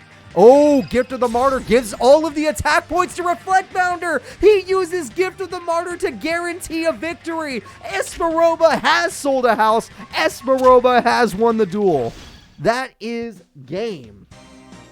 When you actually use some brains, AI, this is what can happen.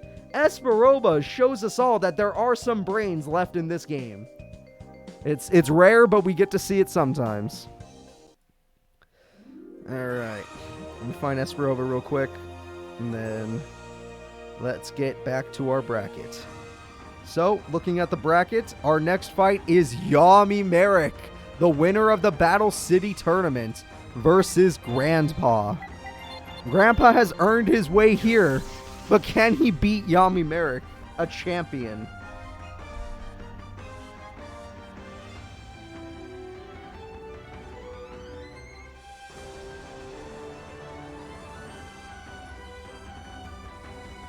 Alright, we have got the prediction started, guys. It's all up to Grandpa to take out this evil.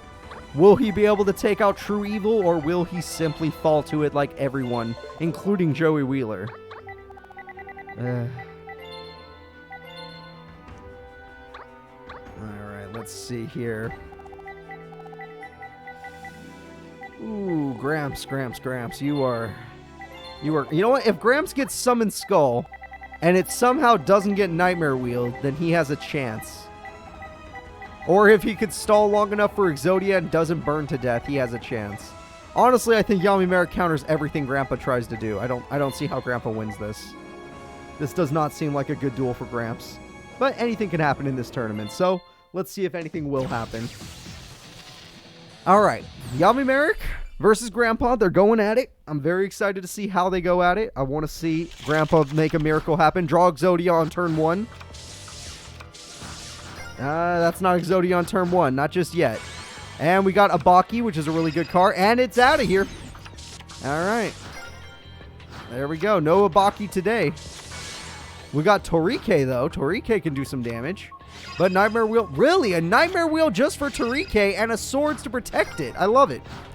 I love everything about this. It's very funny, because now he can wait and get a tribute monster for it. Not bad, Gramps. Not bad. Alright, Gramps will now summon the Celtic Guardian, the legendary monster, and double Nightmare Wheel. 1,000 life points every turn. It's not worth it, Gramps. You need a tribute monster. This is a very, very bad field for you. Graceful Charity kicks in. He threw away all of his monsters, but he still has some. Alright. And Gramps does have a tribute monster. What legendary card will we see from the past? It will be Gaia the Fierce Knight. I used a Gaia deck in Master Duel, so I'm a big fan of this card. Come on, Gaia. And Giant Germ will cost you even more life points, but at least you summon something decent. At least you summon something good. There we go. Alright, Yami Merrick. You got 3 cards for tribute, but honestly, Gaia's probably not going to let you keep those 3. And Grandpa, what do you got? Grandpa's got Celtic Guardian. That's right. Celtic Guardian will rip through Grandpa's life points, sadly, and then Gaia the Fierce Knight will get rid of the other monster. Dark Droid is gone. It looks like Yami Merrick's actually in some trouble here. He's going to summon the Pitch Black Werewolf, and Trap Hole works because it's not the battle phase. Get him out of here. Mystic Tomato. Oh, he does not want to let him keep that monster. All right, Celtic Guardian has died. It needed to die. It's dead. And Mystic Tomato is still here to hold the ground. Not bad from Yami Merrick, but he already lost 2 Nightmare Wheels. I don't think he's going to find another one. Triple Ojamas. I don't think Grandpa cares. Honestly, Grandpa might thank you just for giving him a wall. And 900 damage. Merrick finally takes damage in this duel, but summons our Mystic Tomato to keep him going. Grandpa is fighting for his goddamn life. And looking at the money, only 29% of you bet on Grandpa. 71% of you bet on Yami Merrick. The burn is really hurting, though. I'll admit. The burn is getting to him. Feral Imp is good enough, though. 1400 defense will do the job. Ceasefire doesn't really work when Grandpa has literally 2 no effect monsters. Ceasefire would be way better on any other opponent, just not Grandpa. And with Mystic Tomato dying, he gets Newdoria. He's going to try and get rid of Gaia. He understands. Merrick, oh no, another Ceasefire, but it doesn't do anything. That damage is so tiny because they're all normal monsters. And Newdoria is going to go ahead and destroy that card, doing 300 burn. Gramps could go all in next turn and make... Oh god, Merrick's in trouble. Oh, Pot of Greed. Grandpa's going to put him in even more danger. Grandpa summons Celtic Guardian number 3. He's not done yet, but he's not willing to summon another monster, or put his other monsters in attack mode, which I don't agree with. It doesn't matter, Metal Reflex Line. Shit. Not going to lie, I don't know how Grandpa gets over Metal Reflex Line. He might have an equipped spell in his deck, but he needs a big monster for it to matter. There's always Exodia. I'm not going to lie. There's always Exodia. He has another win condition. He doesn't have to top it. He could just beat it. Beat him the other way. Merrick's on a time limit here. Gramp does have Blue Eyes, but that doesn't beat it. He needs to use his equip spell to make it work. Pot of Greed. Okay. Merrick's Magic Jammer. That was a good idea. Yeah. That was a good idea. You don't want that to happen. Pot of Greed from Gramps. That's a really good card to help him get more Exodia chances. All right, Merrick, you got to do something, dude. You might actually lose this. Dralago doesn't work. It doesn't get its effect, so it actually has to fight. It does get rid of Beaver Warrior at the very least. It's not the best, but it's something. Jar of Greed will also help Grandpa quite a bit. That's not great for Merrick fans. Grandpa only has 1 piece of every Exodia, but he might have 3 in hand. Who knows? Pot of Greed. Graceful Charity. Oh, God. Oh, God, he might go for it. I saw him. Ooh, this was my treasure until that dick Kaiba ripped it in 2. Blue Eyes, White Dragon, the legendary Blue Eyes, and Ring of Destruction puts them both down. 7 Tools saves it. 7 Tools saves Grandpa's life points and his ultimate monster. Grandpa does not want to lose this tournament. He wants to be a representative with all of these normal vanilla monsters. Oh, he brings out the old school. He pulled out the Lava Golem. That is a Merrick special. That is Merrick's card, and he used it. Grandpa is dying. He only has 2 turns left. He needs his equip spell or death. It's equip spell or death, everybody. Or a Heavy Storm or an MST. He does have that secret barrel. Grandpa's not going to get another turn. Lava Golem ends the duel. Merrick finds a way. He kills the Blue Eyes. He kills the old man. If you want to see Grandpa, you got to go to his funeral because it's over. Oh, man. That's Merrick for you. That is Yami Merrick. He's like, you know what? That Blue Eyes is a little too good. We got to get rid of it. This is why Merrick's a champion, everybody. This is why Merrick's a champion. Grandpa fought with his goddamn heart. He got Gaia the Fierce Knight. He got Blue Eyes, but it wasn't enough. The next fight is going to be the big 5-member Johnson and his Judge Man deck versus Yami Yugi, the King of Games. Oh, Jesus. Oh, anything but this.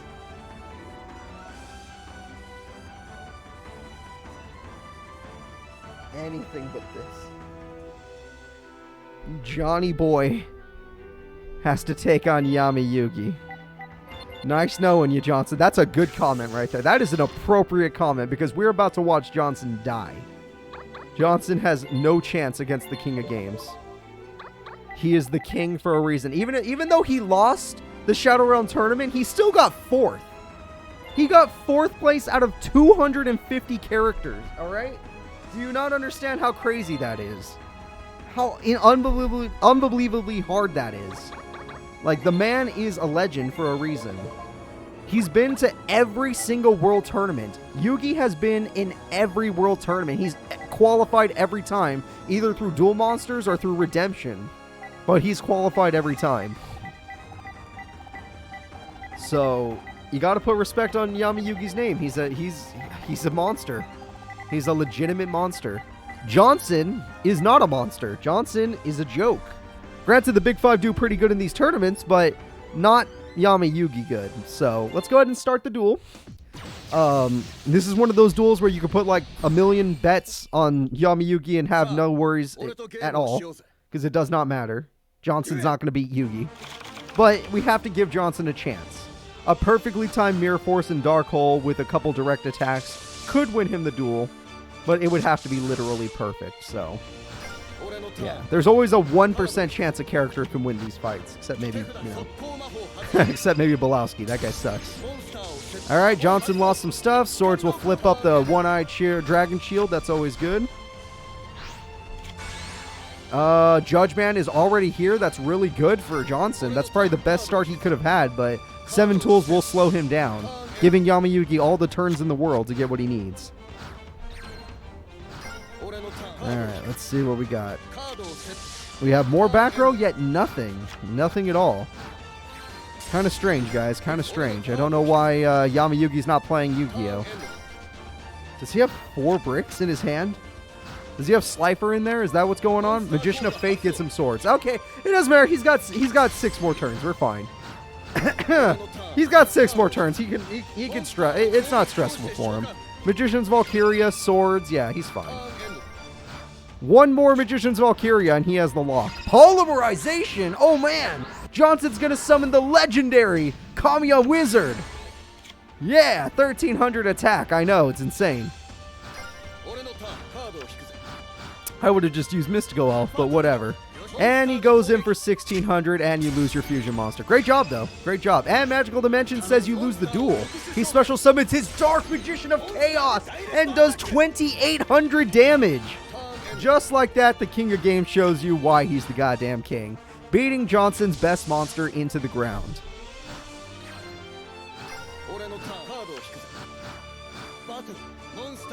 And One-Eyed Dragon Shield is gone. Yep, the king still is not drawing any monsters. That always was one of his problems. He always did have a low monster deck, but overall, his every card he draws is a destiny draw, so it's fine.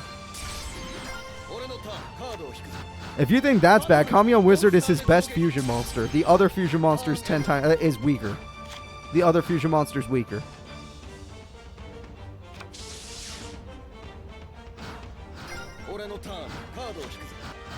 Alright, here we go. We have Magician's Valkyria. That's a very good card.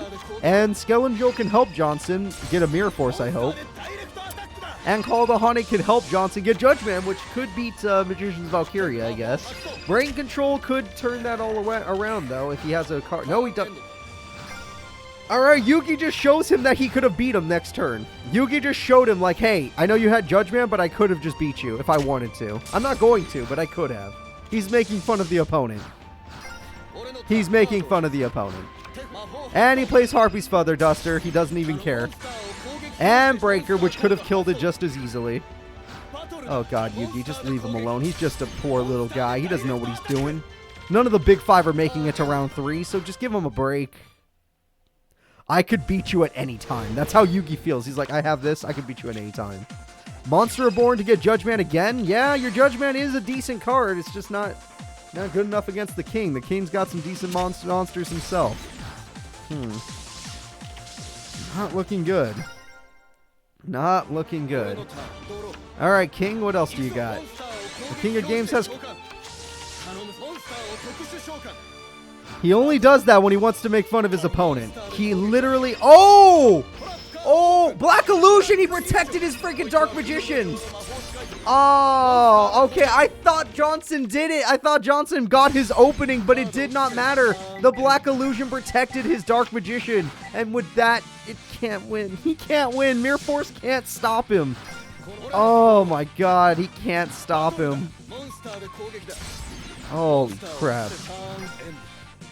This is just sad.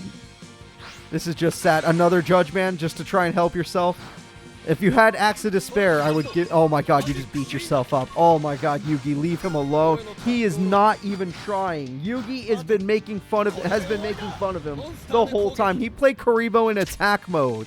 And that duel is just over. Yami Yugi, man. You would think he would just end the duel in like 5 turns. No, he made him suffer. He was like, hey, I want you guys to watch this. Watch me pick on this kid. Like, literal child. Like, I know Johnson's not a child, but to Yugi, he is. To Yugi, he's like an infant. Alright, the next duel is going to be Mai Goddamn Valentine versus the master of Cheater Exodia. He's got 3 copies. It's Seeker.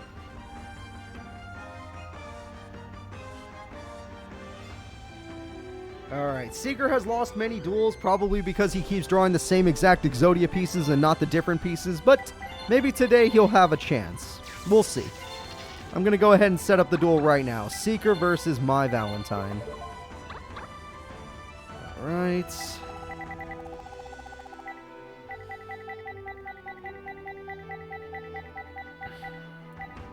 There we go. Hey, Celtic, thank you so much for the gift sub to Kurt50 Alien. That's so nice of you. Mai is an extremely fast deck, so yeah, this might not go Seeker's way unless he can get a really good start with the triple Pot of Greed, triple Graceful Charity speed. He's done it before, and he has swords. He's got so many good cards.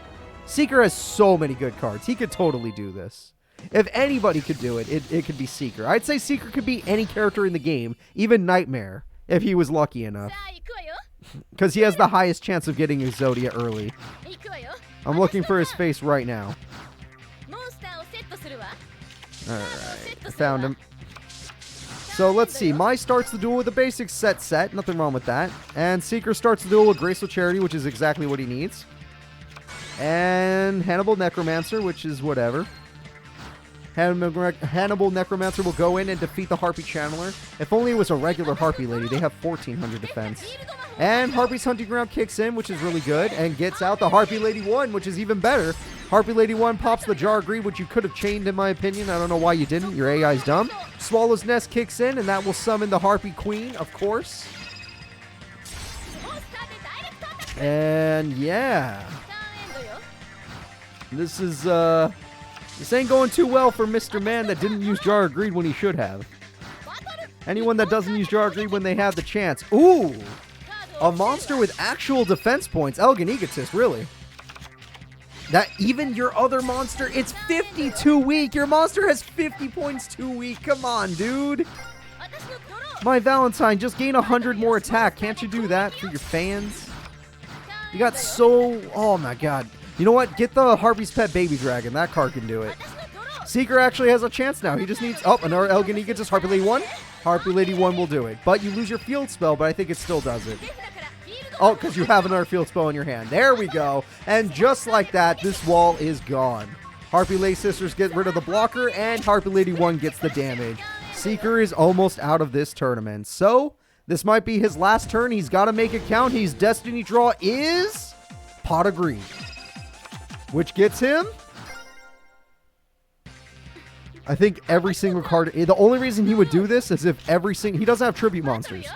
The only reason he would do this is if every single card in his hand was Exodia pieces. But they're all the wrong pieces. They're all the same pieces. That's the only reason he would do that. And that is it, everybody. Mai Valentine beats him up, and the stall does not work. The champion Mai takes out the Rare Hunter. He had too many Exodia pieces, and the AI is not programmed to set them if it actually is going for Exodia. If Exodia Necros is in the deck, then they'll set them, or the other Exodia copy cards. Ooh, shit. This next duel is going to be really tough. Yami Bakura versus Rex Raptor. We have some fan favorite characters here. This one, I want to see the bets, but I also want to see it in chat. Who do you like more, Bakura or Rex? Are you a Bakura fan with his Destiny board, or are you a Rex fan with his freaking two-headed King Rex? The ultimate dino. Nothing could stand up to it.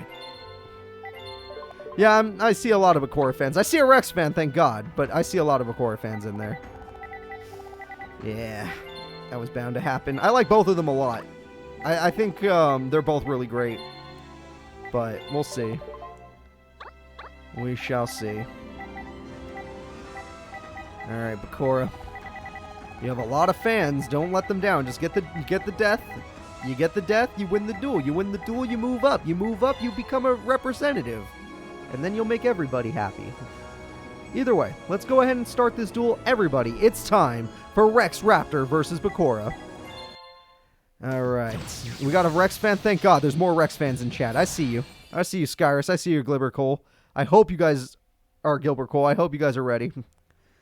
Rex Raptor fans, stand strong. He's going to fight for you. He might not win, but he's going to fight for you. So, here we go. Old school dinos with decent beater stats. Not great beater stats, but decent beater stats. Or Bakura with really good defense stats. Oh, but Seal Ward Calcos changes things. Or Bakura with good defense stats and a win condition card. Gillosaurus on the first turn on top of that. Mirror Force on the first turn. Bakura starts the duel with Destiny Board and Mirror Force. The two best starting cards. Literally ruining Rex's chance. Everything Rex had. Perfect start from Bakura. It could not have been better. It could not have been better. Alright, Gilgarth. Here he comes. And Magic Cylinder could help out. Okay. Rex Raptor had Magic Cylinder to try and do something. Dark Hole, only if you have a monster in your hand. Oh, you don't. Oh my god, you're running out of turns. You needed a monster. I would have Dark Hole too if it meant winning as quickly as possible, but you're not doing that. Monster Reborn brings back Mad Sword. Why Mad Sword Beast? Whatever. Doesn't matter. MST brings out... he had Mirror Force as well, but he lost it. Oh my god, Rexy, boy. You gotta summon something. No! No, you have one turn left. Rex Raptor, if your opponent didn't have such a great start, you might have had a chance, but this start was literally as perfect could be for Bakura. This is Rex Raptor's final draw. This will decide the entire duel right here. He draws Urubi. It's a classic. Everyone has owned an Urubi at one point if you grew up back in my time period, but it doesn't matter. 5 letters spell out your fate. It's time to activate Destiny Board's true effect. Let's send him, well, he's already in the Shadow Realm. Let's send him to the Shadow Realm. As deep as it goes. Sorry about that, Rex. You did your best, but it didn't work out. Yami Bakura, too good. Yep, send him to the Shadow Realm, folks. Send him to the Shadow Realm. Oh, that's depressing. But Rex, you're more of a beater guy anyway, so when your opponent plays tactically against you, he's not good against tactics. He's good against beaters. Or mid-beaters. The next duel is going to be Merrick Ishtar and his Anubis deck versus Bandit Keith and his Machinations. So, let's see who's better, Merrick or Bandit Keith.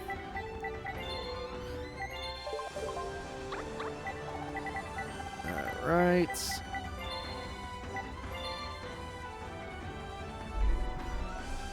No, Destiny Board's originally spelled out as Death. Final is the English version. Death is the Japanese version.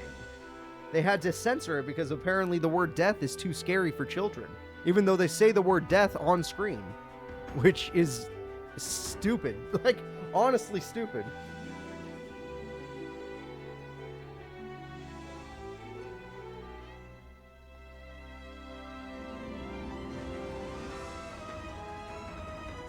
Alright, let's go ahead and get this ready, guys.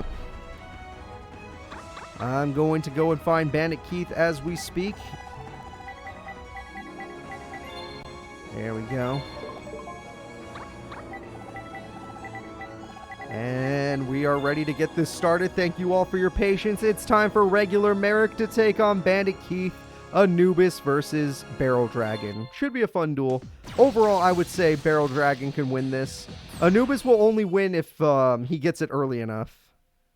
But Bandit Keith, he's pretty fast himself if he gets his field spell.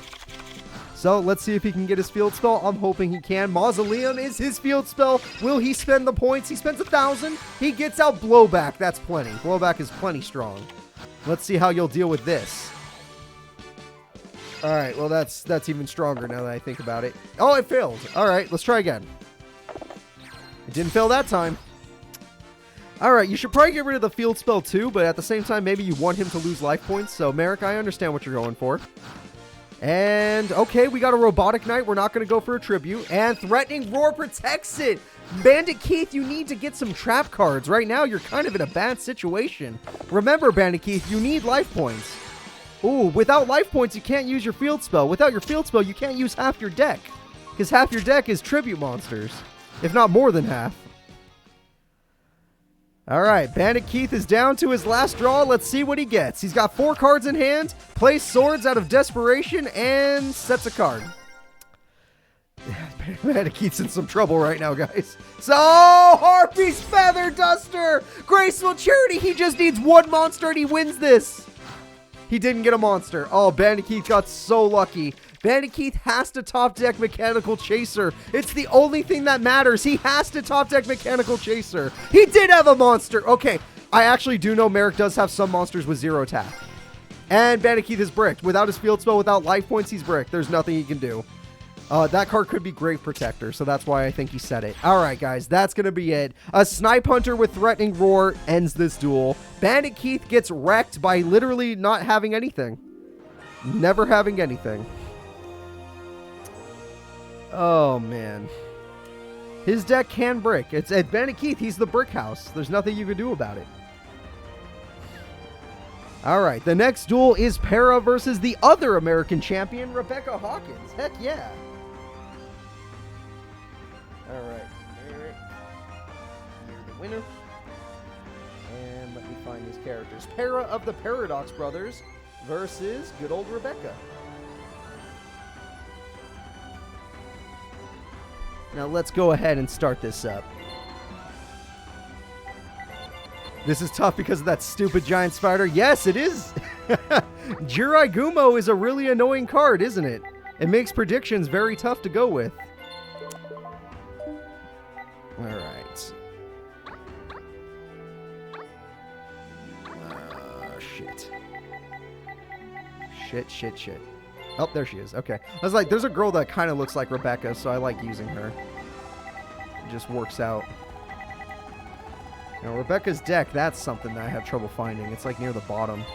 She was like the last Battle City deck I made, even though she's not technically Battle City. Alright, here we go, guys. Para versus Rebecca. Both of these characters have won duels in the past pretty easily. They're both pretty good, at least, but we'll see how it goes. Rebecca. Where are you? I could have swore I made you as one. You were one of the earliest characters I ever made, so I can't believe I haven't found you. Oh, there you are. Alright, so we're going to start the duel with good old Graceful Charity. Nothing wrong with that. And there we go. Set. We're all good. Happy New Year's in 2 hours for you, Celtic. That's great. For me, I have Happy New Year's in about 10 hours. I have 10 hours until Happy New Year. Ooh, Cyberjar. Cyberjar is going to make this duel very interesting. Both of these characters use Shadow Ghoul. Rebecca uses Shadow Ghoul as her boss monster, though. And 2 Unshaven Anglers is going to give Rebecca a lot of problems. But Witch of Left Forest is good. That's something. Let's see. We got Cyberjar. Shit, she's going to ruin everything. She's going to ruin everything. Stop Defense can help, and Shadow Ghoul can definitely help. She either tributes the Cyberjar or she uses it. Oh, Mary's in the grave. That's really good for her. She didn't tribute Cyberjar. I don't know why. Oh, okay, I actually do know why. The AI probably is programmed to do that combo. And 1900 gets rid of one of the anglers, but this is not good. Okay, Last Will is also not good when you have a set Cyberjar just waiting to go. Fire Princess could be good if you had the Soul of Wishes trap card. We have this card to throw away Suijin to draw 2 more cards. Soul Exchange, you monster! He's gonna Soul Exchange her. Also, he summons a trap monster. And Tribute Summon to summon the strongest one, Sangha of the Thunder. And can't attack due to Soul Exchange. Dark Lord Mary or Mary the Fallen One will heal. Fire Princess will do damage. Cyber Jar will be flipped, and more cards shall be drawn. Pot of Greed, oh god. Foolish Burial, oh god. Injection Fairy Lily, oh god. Millennium Shield, that could be good later. Oh my god. Oh my god. Damn god. Are you kidding me? Another Angler. Okay, what else do you got? Soul Exchange, that's horrifying. Whirlwind, that's a good card. Jiragumo. Yep, we were just talking about you. And Jiragumo. Oh boy, we got two of these guys in here. All right. And Foolish Burial, obviously. Let's throw away some stuff. We're going to throw away Blue Eyes, of course. That makes sense. She's going to summon another You're willing to pay those life points just to get rid of Jiragumo, huh? She's about to pay a lot of life points to make this a possibility. He won't even lose as many as she does. This is, this looks like it's going to actually go... Wait, you already knew what that was. Both of the monsters had too much defense for you. Pot of Greed. Oh, yeah, you had Pot of Greed. Why didn't you use that earlier? Grace of Charity. Why didn't you use that earlier? You're so weird. Last Will's good. That's a good play. And Last Will activates the special summon Giant Soldier. Okay. She's actually kind of running out of cards. She's down to 11 cards left in her deck. She has to be careful. Soul Wishes could help life points-wise, but that's it. Soul Exchange. We already know it. Not Injection Fairy Lily? Tribute Doll? Okay. But now can you attack when you Tribute Doll? I don't remember. It cannot attack, no.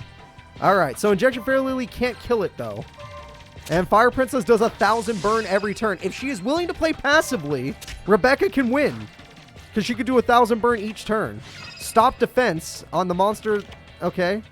She's going for battle damage. I find this to be very risky, given her low life point situation. But you might as well. You're running out of cards in your deck. Alright, this is a really close duel. Para and Rebecca have a really close duel here. Oh, shit. And that card just killed you. Yeah, why'd you do that? Oh, because you gained 3,000 after the fact. I didn't know you gained 3,000 after the fact. That's interesting. I learned something new today. I mean, it still killed Rebecca. Rebecca lost the duel. But I learned something new today, so that's important. Para's got this. All right, Para sacrifices for the Shadow Goal. Rebecca's boss monster is going to be used against her. And this is the end of the duel. Rebecca is going to win. Rebecca wins with the Fire Princess. She's guaranteed the win. She actually did it. Wait, why didn't Fire Princess? Oh, it did the 500 burn. So this is 1,000 burn. It's it. It's it. He has 100 life points left to his name. She actually did it. This is why she's the American champion. Get rid of him. Get rid of him. He's out of here. Para is out. Rebecca is the winner. All right, so American champion has some brains to her. Not Bandit Keith, but this one does. Bandit Keith was Duelist Kingdom level brain. All right.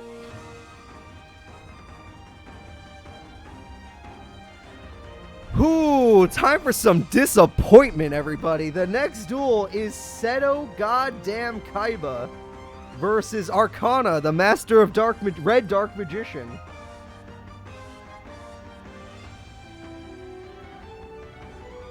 Kaiba has disappointed all of his fans in every recent tournament, the most recent being the Dragon Master tournament. He was on the thumbnail, but he couldn't win the tournament, so here we go, guys. Seto Kaiba.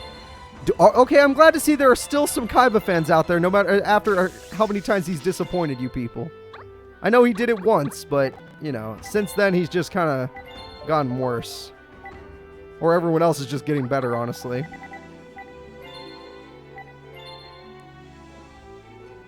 Alright, let's see here. Arcana is the next opponent, so let me see if I can find his deck really quickly. I did. I found it very quickly. And now we could start the duel. Let's get it going. It's time for Arcana versus Seto, and honestly, like, Arcana is a character Seto can beat. It's just, he disappoints people way too often, so I don't want to give people hope. I don't want people to have false hope in Seto Kaiba. I don't think Seto Kaiba's ever been to a world tournament. Like, that says something. I don't think he's ever been to the world tournament.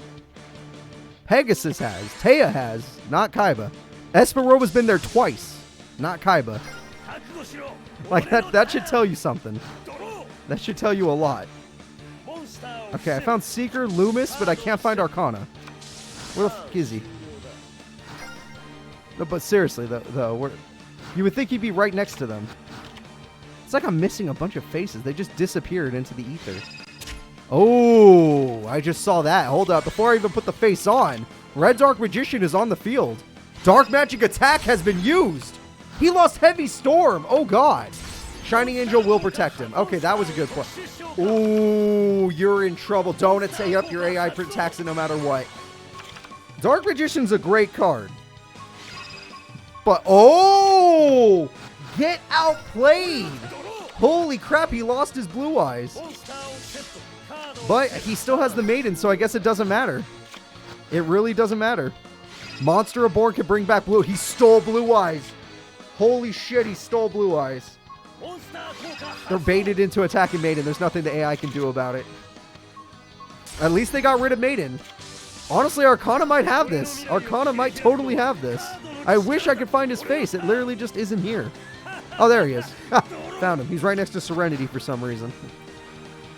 All right. And Tribute Summon for Blue Eyes. Yes, that's exactly what I would do. Oh, Special Summon Chaos Emperor. Big Bang Shot. Blue Eyes is stronger than Blue Eyes. Chaos Emperor Dragon, get Dark Magician out of here. Blue Eyes defeats Blue Eyes. There's nothing that can stop it. He does piercing damage. He is too strong. Arcana fought hard, but Seto Kaiba is tired of my freaking naysaying. He's pissed off. And Dark Magic Curtain ain't gonna save you, dude. You're not strong enough to take out a Blue Eyes or the freaking Chaos Emperor Dragon. That thing's insane. That thing is literally insane. Why don't I have them in AIBC order? I don't think that's a thing. If they were in, I could put them in alphabetical order, but that would take me a long time because there's like 100 of them. And the reason I didn't do it the first time was because they were made each tournament. They weren't made, you know, they weren't all made at the same time. They were made over a year, put together. Seto Kaiba, he might be a little pissed. Seto Kaiba might be a little pissed. He's like, that was my Blue Eyes. How dare you touch it? How dare you even get near? How dare you even think about my Blue Eyes? All right. The next fighter's going at it. It's Dox of the Paradox Brothers versus Panic. Will Dox at least be able to avenge his brother, or will Panic show everyone that he doesn't suck? The answer is he does suck, and Dox will prove it to you all. Go ahead and place your bets. I don't care. If you guys think that Dox can't do it, you're lying to yourselves. Jiraigumo beats everything in Panic's deck. Panic's boss monster is King of Yami Makai with 2,000 attack. Don't be a fool. Do not be a fool. You all know who's going to win this. All right. All right. Good. I'm glad we're all coming to an understanding here.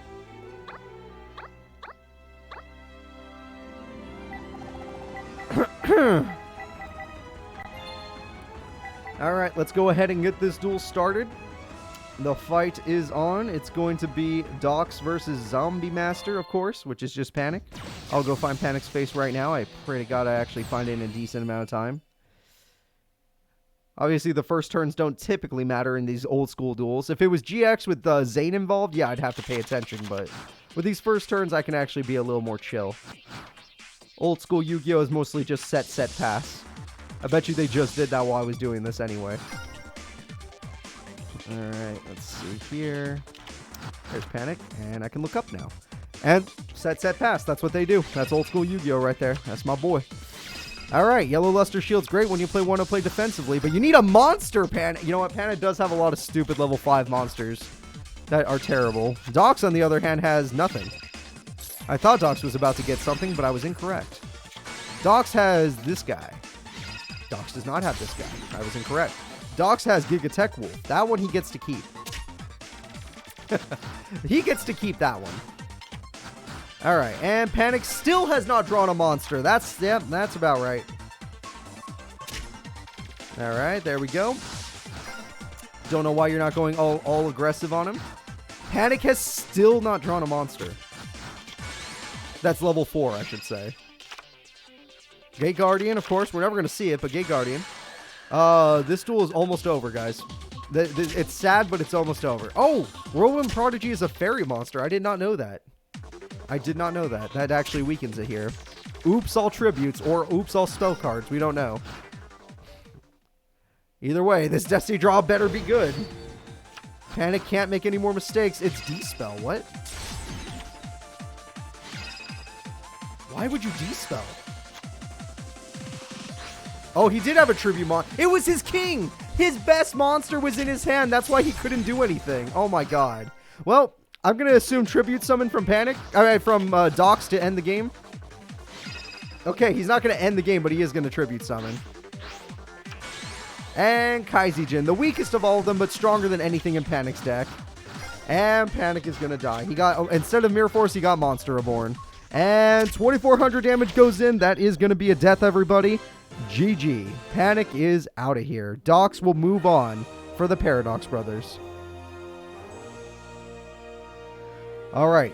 We've made it into top 16 of our tournament. We're getting very, very close to finding out our top 4 competitors, everyone. So let's go ahead and take a look at what we got.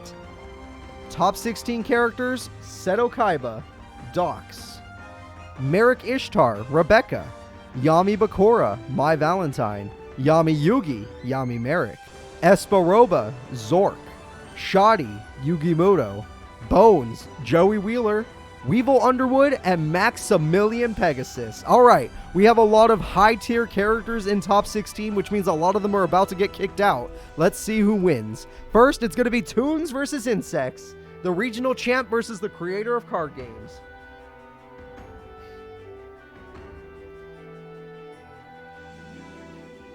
Weevil probably wants to get revenge on Pegasus because Pegasus kind of stole his thunder.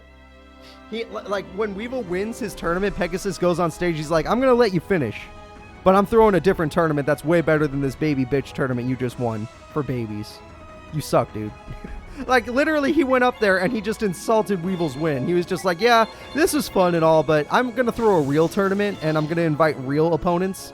Not he did invite Rex Raptor, but not just Rex Raptor. I'm going to invite, like, Seto Kaiba and bullshit and freaking Yugi and Mako. But here we go. It's time for Pegasus versus Weevil. I'm almost set up here.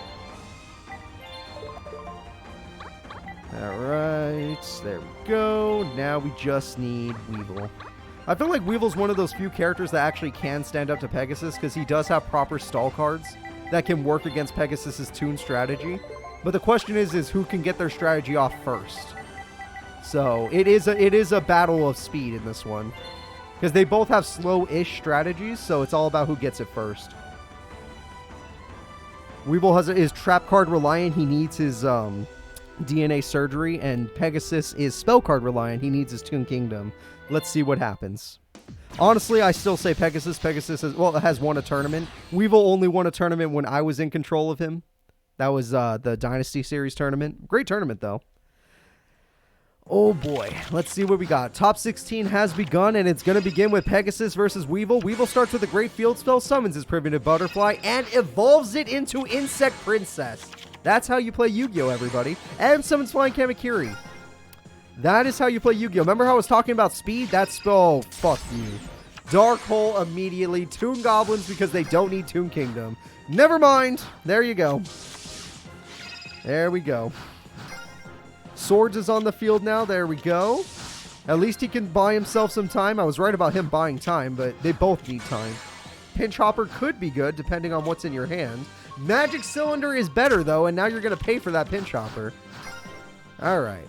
Pegasus still waiting on Toon Kingdom. He got it, everybody. Toon Kingdom is on the field. He has Toon Mermaid now, and he has Toon Dark Magician Girl. The second those swords runs out, Weevil loses the duel. The immediate second Swords is gone, Weevil win. Pegasus wins immediately. Morphine Jar. Oh, Jesus Christ. He can get Harpy's Feather Dust or freaking MST or something.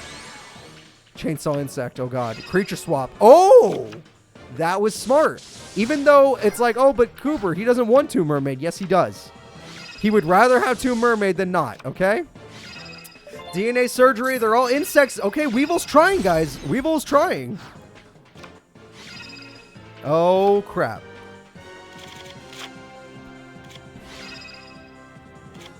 Harvey's Feather Duster got banished. You're right. Then it's all up to MST. Toon table of contents. Or he could just wait it out. Alright, there we go. Weevil's field is getting a little bit better, but he needs to get some cards still. Swords is gone, which means he's out of time. That Toon will protect him from a little bit, but not everything. Howling Insect has joined the field, and they're going in. Howling Insect will be the first to go. Pinch Hopper shall die, but there are no monsters in his hand. And Toon Mermaid will not die, and this will deck out Pegasus pretty quick. He draws a card and loses a card, and he does have MST. He had MST the whole time. He could have already done it. Oh, you dumb idiot. You had MST the whole time. Toon Dark Magician Girls, get in there. There's nothing stopping you. You may be insects, but you're still Toons. And Toon Mermaid dies, with means 2,000 direct damage. Weevil is in so much trouble. Weevil needs to top deck Insect Barrier. He has to top deck it. And he does not top deck it. In Spirit Barrier, doesn't matter. It's not about that. It's about the fact that Toon Kingdom gets rid of Mirror Force and draws a card. He could still go for... Don't tell me. He lost. Weevil lost because... Oh! He top-decked Insect Barrier! No fucking way! No way! He actually did it! The one card in his deck that could give him the win! And he top-decked it! He's gonna deck Pegasus out! Pegasus lost Mirror Force. He lost Harvey's Feather Duster. He wasted MST. He's got nothing. He's got swords. Okay. Holy crap. Weevil Underwood, the man who stopped Dark Knight, the man who witnessed Nightmare, is the man who's going to go to top 8 of this tournament. I don't know how Pegasus comes back. Insect Barrier is too strong. Weevil Underwood has found a way yet again. There's nothing you can do, Pegasus. You threw away all of your best spell trap card destruction. Even if you do have one left, it's probably Heavy Storm. And Heavy Storm kills all of your Toons. Oh my god. Oh my god, that's insane. The one card that saves him, and he draws it just in time. Just in time. I can't believe it. Pegasus, the guy who made it to the last World Tournament, he ain't gonna make it to the next one. I'll tell you that for free. Weevil just gets to attack for free. This will throw away more Pegasus' cards. We're going to see a deck out very soon. Because not only this, but Chainsaw Insect's going to make him draw. So first he loses a card, then he draws. God damn, I can't believe it. I can't believe it. Weevil Underwood is going. He wants to go all the way. He wants to be that representative. He's got 3 Toon Dark Magician Girls, but they're all insects. They can't do a damn thing. They all look like that one freaking insect girl from Hunter x Hunter. There's nothing they can do. They're useless. This duel's over. He's about to banish 4 cards and draw a card, which means he loses right now. Pegasus is out of the turn. What are the bets? What are the bets on Pegasus?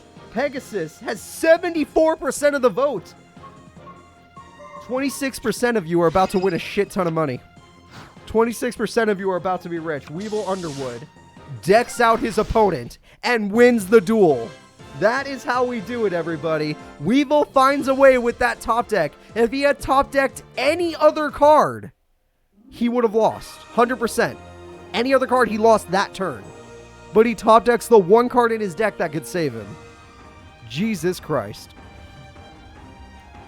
All right, Weevil Underwood moving to top 8. He's one step away from being your representative. The next fight is Joey Wheeler versus Bones, a Duelist Kingdom rematch. This is a plot duel.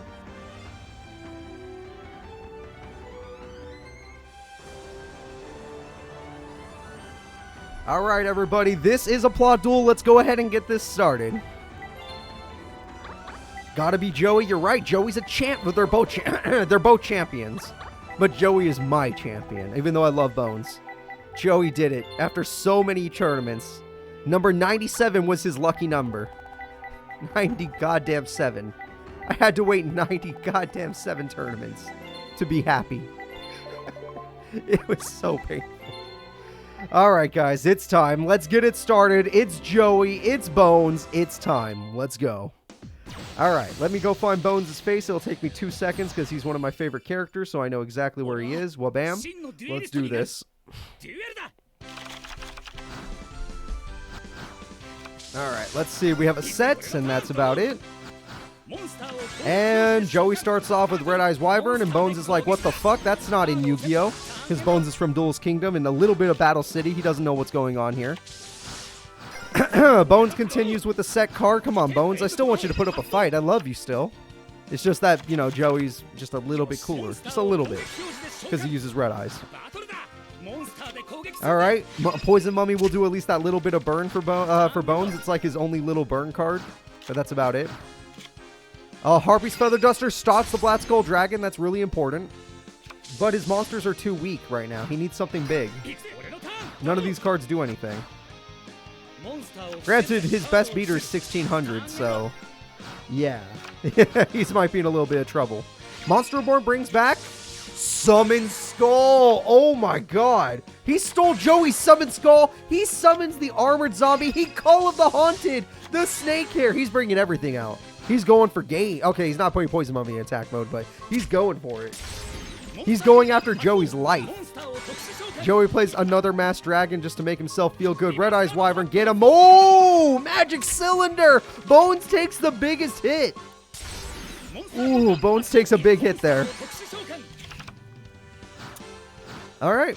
All right, that's pretty good. He got Baby Dragon. Joey's got Baby Dragon, and Bones is in some trouble. Even with that Summon Skull, he's in some trouble. Joey, are you going to play in defense mode because you know you're about to... Oh, no, you're going in. You're like, no, he doesn't get to keep some of these monsters. Armored Zombie, get him out of here. And put your Baby Dragon in defense mode. Okay, I was going to say, at least put your Baby Dragon in defense mode. You don't want to take life points. Take those life point damage. He's got another Snake Hair. Not bad. Not bad at all. Poison Mummy attack mode. Yep, might as well go all in. Get rid of that card. Easy. Get rid of that card. Easy. Joey might be in a little bit of trouble. Masked Dragon again. Okay, what are we going to bring out? Another baby? Yep, another Baby Dragon. Just get rid of the Baby Dragon. Joey might be in a little bit of trouble, guys. Joey might be in a little bit of trouble. Joey needs to top... Oh, King of the Swamp. That's a really good card. Obviously, there's nothing to fuse right now. He doesn't have Super Poly. Joey, don't do it! Every time you do this, you lose the duel. Don't fucking do it! He did it! He actually did it! Joey's going ham! The Mage Power freaking Time Wizard! The strongest Time Wizard in the game! He's going for it! Oh shit, I'm sitting up. He summons Red Eyes as well. Oh my god. Oh my god, Joey. That's how we play Yu-Gi-Oh! That is how we play. You did great, Bones, but this guy, he's just better. That's Book of Life. Just ignore the art. Don't worry about it. Armored Zombie is back. That's the same as everything else in the grave, so that's fine. Going for the crash, might as well. Do you have a set? Ooh, he doesn't have it! Bones does not have the set! He doesn't have a monster! Red Eyes is not enough to win on its own. Alright, Bones has got one last turn. This is one last turn for Bones. Joey, you're doing amazing. You're doing goddamn amazing. Better hope he doesn't Dark Hole! He got the Dark Hole! No way! Holy shit, he got the Dark Hole! Joey does not have a monster with 1300 attack. Bones still has a chance. Bones summons his Dragon Zombie, his best beater monster, and he gets rid of the Time Wizard. Why even set it? Why even set it? Joey Wheeler, oh, fuck. Joey Wheeler's going in. The strongest card in his deck, the Meteor Black Dragon. That card in the olden days was horrifying. And as hard as Bones fought, he's gonna keep fighting. Don't ever count out Bones. Joey Wheeler is going to struggle against this Dragon Zombie. And don't forget the Clown Zombie. You got to bring out the classics. Bones is getting his revenge. He doesn't have Bandit Keith in his ear. He's going ham. Oh, this duel's really good. Poly! He set the Poly. I forgot. Oh, shit. What is he going to make? He got the Natural Fusion. He has the Black Skull Dragon. He has the game. Joey Wheeler is going to be moving on in the tournament with the luckiest top deck he could possibly have. And just like that, my favorite monster wins Joey the duel. Bones, I love you, but Joey, you're my number one guy. Oh, yeah, there we go. Wow, why did Bones have 71% of the votes? Did you guys forget Joey is the Dragon Master? Oh, my God. All right, Bones, you did great. You did great. That was a really good duel between both. That was so good. Very back and forth, very close. They both really wanted to be a rep, but maybe for that duel, I think Bones has earned a spot as in Redemption. I might give him another chance in Redemption. Some of these characters have given me good duels even if they lost, so I'm thinking about who deserves some redemption. Alright, let's go ahead and move into Yugi Muto, the Prince of Games, versus Shoddy.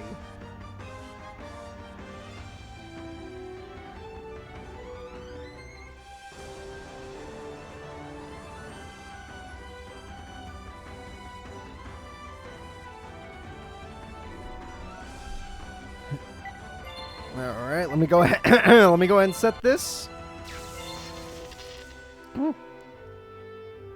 I thought Kaiba or Odion or any of the signers were the Dragon Masters. No, they did not win. Joey Wheeler won the Dragon Master tournament. He is the Dragon Master. He earned the right.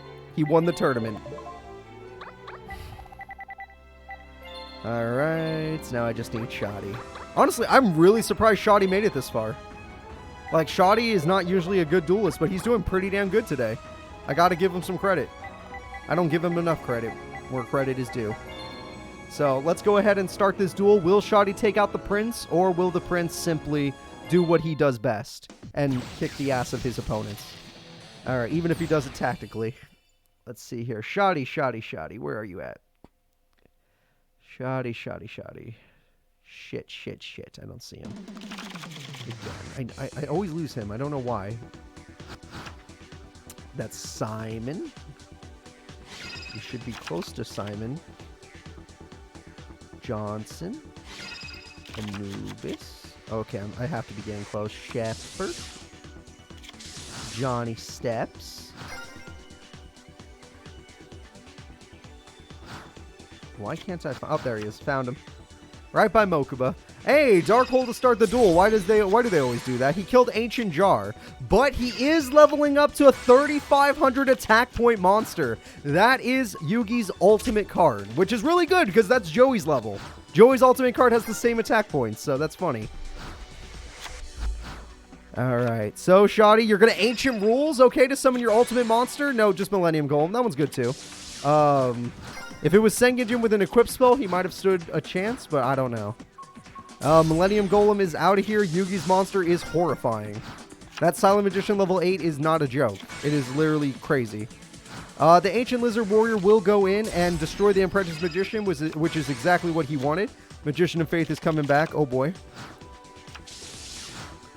I think this is over, guys. Magician of Faith. He summons Silent Swordsman. Oh, never mind. Silent Swordsman level 5, though? Silent Swordsman level 5, and then he gets in there. Mirror Force! Shoddy naturally drew Mirror Force. He didn't need the Destiny draw. Yugi loses everything. Shoddy uses Monster Reborn. Monster Reborn brings back Silent Swordsman level 5. And he tribute summons for Millennium Scorpion to do 4,300. Yugi loses over half of his life points in one turn. In one goddamn turn, he loses over half of his life points. Yugi is out of here. The way this duel is going. Darkhold doesn't work on Silent Swordsman. As good of a card. Oh, Swords doesn't work on Silent Swordsman. None of these cards work on Silent Swordsman. Yugi might get knocked out. Black Pendant, there's the equip spell. Holy crap. None of these cards work on the Silent Swordsman. It doesn't. That one does. Yugi found a way. Yugi's a brain. He's got that brain. He's got that brain. He's finding a way back in. He's finding a way back in. You flip it, you pop it, you get rid of that Black Pendant, which is going to hurt you. No, you know what? I should have said you flip it, you pop it, you take damage from the locket, but never mind. Doesn't matter. Let's go. All right, end phase. Swords is up still. Shoddy's in a lot of trouble, but Yugi's not summoning any other monsters, which makes me think that's Apprentice Magician or possibly Magician of Faith. Shoddy is still bricked after all this time. Yugi is still bricked as well, though. Yugi finally draws a monster. Shining Angel at least has some attack points. Shoddy is officially losing the duel in life points now. Shoddy is one turn away from death. In one turn, Shoddy loses. He has to draw a monster. Shoddy does draw a monster. It looks like a terrible monster, but he drew something. Yugi had saved a Vindictive to kill the Ancient Jar to win the duel. Unless Shoddy... Nope, he already used Mirror Force. Shoddy doesn't have Mirror Force, guys. It's over. He already used it. And he is out of here. The winner is the Prince of Games. Despite it being a good duel, Shoddy fought hard. In this entire tournament, he fought hard. The winner is still the Prince. It's hard to take out some of these decks. These decks are tough. So let's go ahead and take a look at the Prince, who had 87% of the vote. Of course he had 87%. The next fight is going to be... Oh, God. Dark Master Zork or Esparoba the Realtor? You guys have to make a choice. The guy who took out Taya or the guy who has been to the World Tournament twice? Taya had only been there once. That was the problem. This is going to be a good duel. Although I would say Zork has way more power than Esparoba. Esparoba is not a beater deck, but Zork is. Zork's deck is so much power. Alright.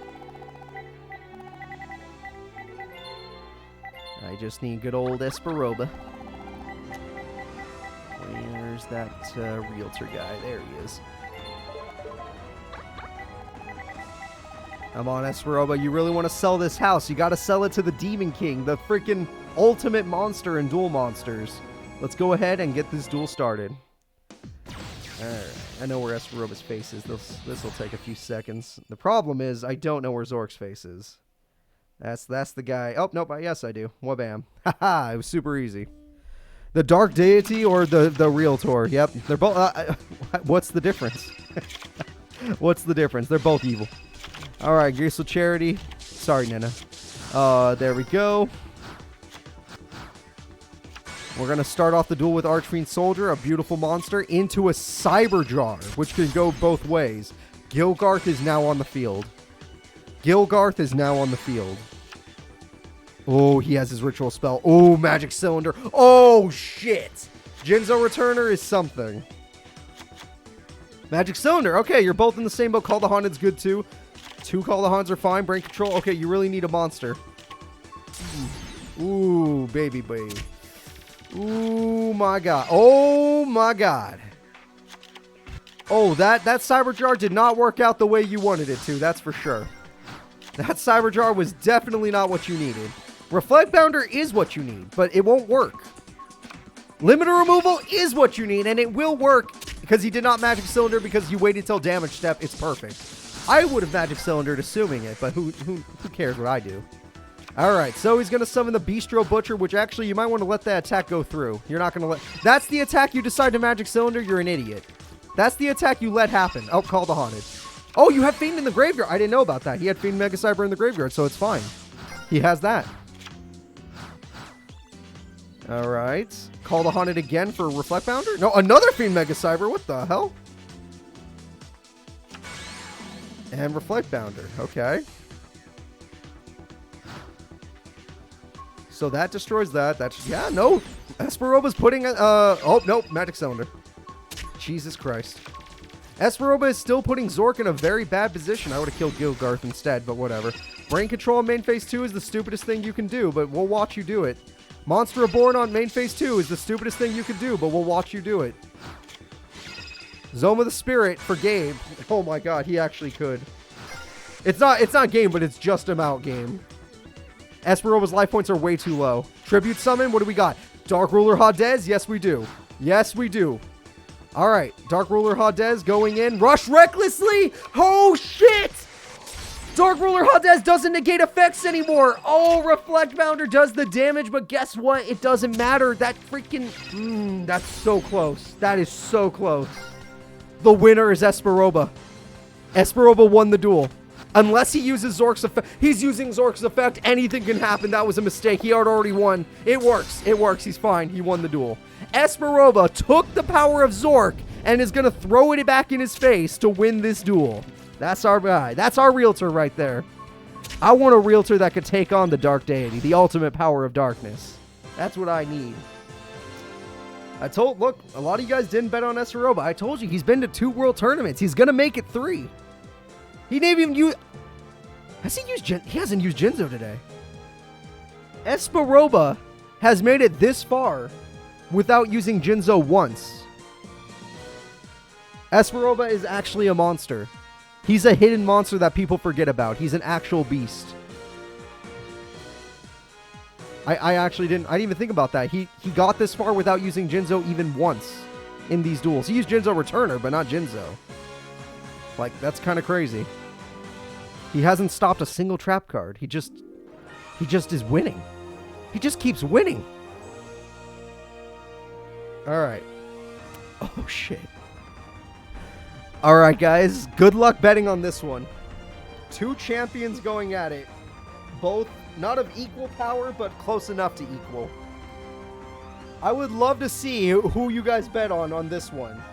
Do you believe in Yami Yugi, the king of games, or Yami Merrick and his torture deck? Both of these characters have won tournaments. Both of these characters are monsters in their own right. Yugi is more of a natural monster with his Chaos Magician's deck. Merrick is an actual burn deck, which works. Most burn decks don't work in this game. Merrick is one of the only ones who has won a tournament with a burn deck. Yes, I know Sadie and Mindy exist, but we're talking Duel Monsters right now. This is a canon duel. Of course this is a canon duel. Come on. This is the most obvious canon duel in the game. This was one of the biggest duels of my childhood. You have no idea how long I waited for this duel to happen in the show. There was so much filler before this duel fucking happened. I had to wait way too long. And guess what? As a gift for all of my fans on New Year's Eve or New Year's Day, depending on where you live, we get to watch Yugi versus Merrick here, live, right now. Let's go. Let's freaking go. I'm ready. No filler. All right now. All right. Starting this duel, Yami Yugi draws his cards. Yami Yugi's going to start the duel with a set pass. Classic Yu-Gi-Oh start. You got to love it. Yami Merrick's going to go in with Pitch Black Werewolf, ignoring all trap cards, but the monster was Apprentice Magician, meaning he can get a monster card. He chooses Magician of Faith, which is a weird choice in this early in the game, but maybe he has a strategy I don't know about. Yami Merrick activates Ceasefire, ruining her effect and doing 1,000 burn. Yugi then decides to summon his skilled Dark Magician and go after that Werewolf because he doesn't want traps to be stopped. Good idea. Yami Merrick's going to need to find a way to beat that card. He summons the Mystic Tomato, which can at least get rid of Magician of Faith, and will summon a monster if that skilled Dark Magician gets aggressive. Good play. Very good play there. Alright, let's see what Yugi does. Harpy's Feather Duster! Oh, Judgment of Anubis! No! That Harpy's Feather Duster is going to cost you everything! Yugi has lost his monster, Raigeki, the king of games! There you go. Breaker, he can get rid of the last trap. And he will. Okay, good job. Good freaking... Metal Reflex Slime can't counter it. That is perfect. The king of games still finds his way into this duel, summons Breaker, and hits him in the face. Not bad. Yugi's hand was insane, but that's who Yugi is. He is the king of destiny draws. Yami Merrick still is playing well for a guy taking on the king of destiny draws.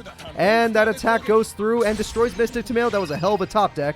Mystic Tomato will summon Mystic Tomato, which is pretty obvious. And Mystic Tomato will summon what this time? He chooses Dark Geroid, which can weaken the monster. The monster gets weakened to 1,100 attack points. That's not a terrible play. Yami Merrick will at least be able to destroy that, but he does not have enough defense to hold back Breaker. But he does have a trap. Yugi will then summon Magician's Valkyria, creating a lock possibility. And putting Merrick really low on life points. Metal Reflex Slime! He top-decked it! And just like that, Merrick is holding himself in the duel. Merrick still hasn't drawn any of his real burn cards. He's been getting kind of crap. And Yugi gets his double tribute. It's the Dark Magician of Chaos, which can get Raigeki. That's the same thing. It's the same goddamn thing. He didn't use it.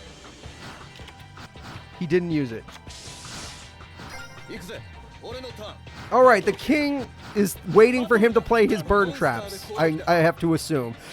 Mask of Darkness brings back the Ceasefire, which you cannot Harpy's Feather Duster. Oh, you idiot. Oh, you beautiful idiot, Yugi. You are not playing this correctly. It does not... look, I know you think it counts as a monster, but it is still a spell and trap card in this day and age. And there goes nothing, actually. Defender just loses a counter. I know in new Yu-Gi-Oh! They made it pure monster, but not anymore. Not in this game. Harpy's Feather Duster into a Ceasefire. Merrick, you already planned this entire play out. That'll do how much damage? 1,500? Jesus Christ. And Yugi, he's wide open for game. It's over. It's over. The winner is the king of games. 2,800 damage. Yami Merrick, it's just like the show. You just ain't good enough. Sure, Raw and Slifer weren't summoned, but who needs them? We got freaking Dark Magician of Chaos and Metal Reflex Slime. Come on. And there we go. The winner is the king. Shouldn't have been to anyone's surprise. He is literally Duel Monster's most consistent #1 duelist. The canon ending has happened. But that doesn't make him a representative. Honestly, though, Merrick gave us some good duels. I'm thinking about giving him one of the redemption slots. All right, Yami Yugi. There we go. This is Arc 5 Tag Force game. Yes, this is Tag Force 7 for those of you that don't know. The next fight is Mai Valentine versus Yami Bakura. This is really good too. Oh shit. This is going to be a really hype duel too. God damn.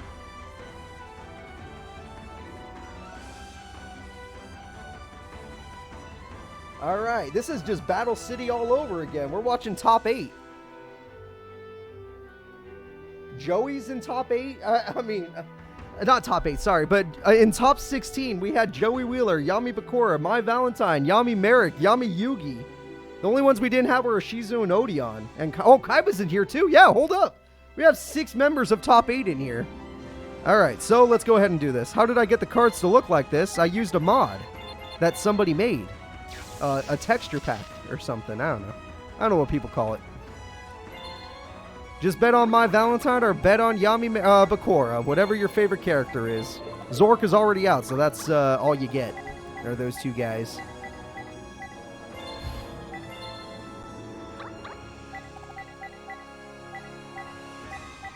All right, Bakura, let's see what you got.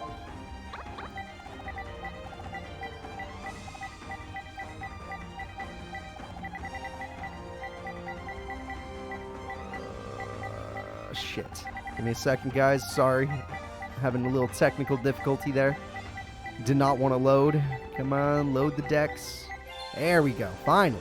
All right, guys. Let's go ahead and start this duel. I'm very excited. It's time to go with Bakura versus Mai. All right, here we go. Mai Valentine versus Bakura. They're going to go at it. Honestly, Mai Valentine has a higher chance of winning, in my opinion, but Bakura could still win. He's got very good cards like Dark Necrofear. He's got Dark Ruler Hadez and a bunch of other stuff. All right, Hysteric Sign gets Elegant Egotist. That's very good. And it was on some forum. Let's see. Portrait Secret. There's a whole forum on it. I can't remember what, GamerFAQs or whatever? Yeah.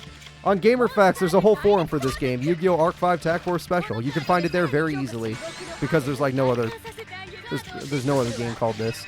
Destiny board this early and Mai does not have the field spell. That is really important. Bakura getting it this early gives him a small chance of winning this. It's very small, but he has a chance. 1 monster is probably not enough.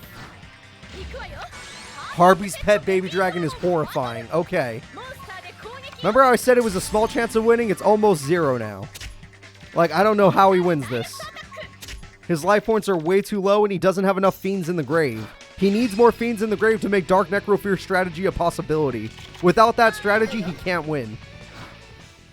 Ooh, shit. She is just over. She's just too fast for him. He got Destiny board as soon as possible. And all he's done is call the DEA on her. Holy shit, he top decked Dark Hole Icarus attack. She did it. She got rid of Destiny board. Oh my god, he has to win by battle. He has to win by battle. Destiny board is gone. It's no longer an option. Battle is the only way, baby. Battle is the only way. And her hand is stacked right now. Oh god. Bakura might die. Headless Knight is not exactly good enough. Harpy Queen, but this does put 3 fiends in the grave. If he has Dark Necrofear in his hand, he could summon it, his legendary monster. This could be it. Nope. I'm sorry. To all you fans out there, I'm sorry. Bakura's about to fail all of you. For some reason, she does not Harpy's Feather Duster, but it's still over. The winner is Mai Valentine, which makes sense because she's a champion in our tournaments. He's never won a tournament, so that is freaking awesome. Mai Valentine's duels are always quick. She's damn fast. That's one of the reasons why she wins. Anyone that has to set up, she can beat too quickly for them. That's why she became a champion, too. Alright, Mai Valentine is going to take on the king. Oh, shit. Never mind. The next fight is Merrick Ishtar versus Rebecca Hawkins, the American champion after Bandit Keith. This is just regular Merrick. This is his Anubis deck.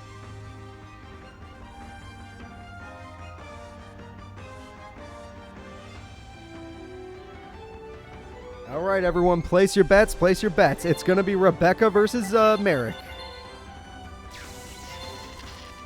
I'm going to set it up right now.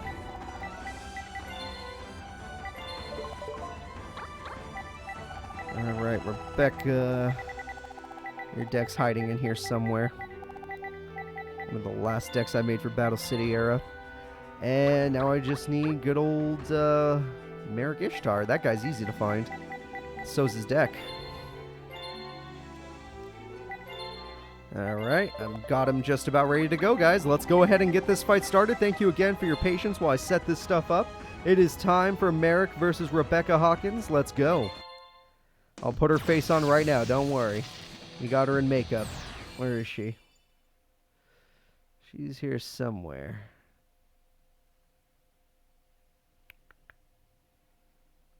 I missed her somehow. She's here somewhere, though. Found her. Wabam. Rebecca. Close enough, right? Yeah, close enough. All right, let's do this. Okay, that card, Gravekeeper Servant, is really good. And we got a Pot of Greed. And Giant Soldier Stone aggressively is a very strange play, but it might work. And it did work, but Newdoria will make you pay for it. Her Last Will give you a monster right back. Double Last Will, 2 monsters for the price of 1. Not bad. Not bad from Rebecca. Giant Soldier of Stone, and what else? Fire Princess. That's a great card. Especially if she has Stolen Witches or Dark Lord Mary or Mary the Fallen One in her graveyard. Alright, let's see what we got here. She's going aggressive with 2 monsters, but I don't think this is going to work. Yep, Grave Protector. That's 2,000 damage. Or 2,000 defense. Too much. It's too much for her. And he gets his boss, the End of Anubis. Monsters in the grave, or any card in the grave is no longer a target. You can't affect it. Draining Shield will help her a lot, giving her a lot of life points and doing a little bit of burn to him. But getting past this Anubis card is going to be insane. It has 2,500 attack. It's basically a Summon Skull. Well, that could do it. But that could do it. It's a Summon Skull with like Necro Valley stuff, but even stronger than Necro Valley stuff. Wow, the Curse of Anubis doesn't work. It still doesn't work. You lost your monster, you idiot, Merrick. You fool. You lost your End of Anubis. At what cost? Do you even have a monster to summon? He doesn't have a monster to summon. She can go all in. She summons another Fire Princess. She has the full field going. This damage is going to hurt. Oh, crap. Oh, crap. Oh, crap. That's 3,900 damage left. He lives. Unless she could heal herself, he lives. Granted, she's getting a little close to deck out. She's got to be a little careful. He just needs... She just needs to heal 1 turn. If she heals just a little bit, she wins. Just 1 little heal, and she's going to be a top 8 competitor. 1 fight away from being a representative in the World Tournament. All right, set. That's all he's got. Let's see. Did she mill a Dark Lord Mary? She did not somehow mill a Dark Lord Mary. This is for game. The game-winning attack goes off. She's running out. Mirror Force! No! She lost all of it. She summoned Cyberjar aggressive. Wow. Okay, AI, guys. What are you going to do? And he still doesn't have a monster. Even after all of that, he doesn't have... Don't Graceful Charity. You're running out of cards. You crazy lady. Stop. Stop. She has 3 cards left in her deck, but she wins the duel with 3 cards left in her deck. She is the winner. Rebecca is going to be in top 8. Ooh, a little too close, Rebecca. A little too close. You need to be more careful next time. She needs to be more careful if she wants to be a DM representative in the World Tournament. She's not quite there yet, but she's 1 step away. Oh, that was a good duel. That was a good duel. Alright, guys. The next fight is going to be Seto Kaiba versus Dox. Seto Kaiba, another Battle City freaking semifinalist, taking on Dox, which I have nothing good to say about him, but at the same time, his Gate Guardian monster counters AI in this game. If he summons any piece of the Gate Guardian, he basically makes the AI play like trash. Except Rebecca, who defeated Para. Rebecca did defeat Para. Seto Kaiba, one of our most inconsistent AIs. He's honestly terrible. But sometimes he does go ham, and one time he even won a tournament. Let's go ahead and see what happens. It's time. Oh, I never did it. Shit, I never did predictions. I apologize. Dox versus Kaiba.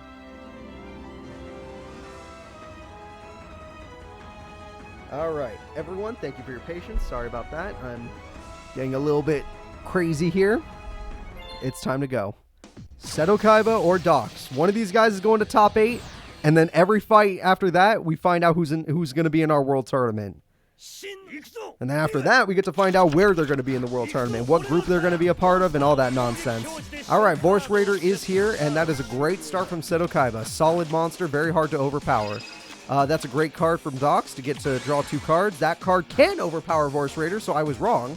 You still have to activate your effect to flip a coin, and it worked. Good on you. But Shrink will kill you. Oh!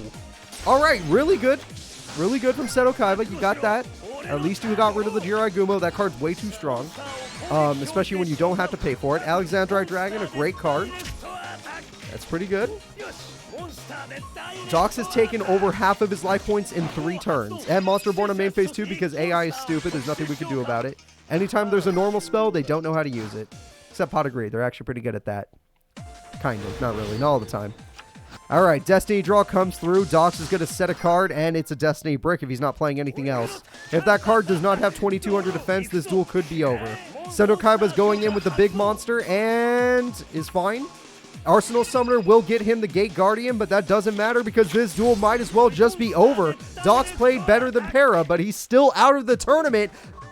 Freaking Kaiba is 1 duel away from making it to his first world tournament. If he wins 1 more duel, he made it to his first world tournament. Easy-ass victory, probably the fastest duel of today. We've made it to top 8, everybody. These are our... I'm going to show them off right now, but let me get the prediction ready.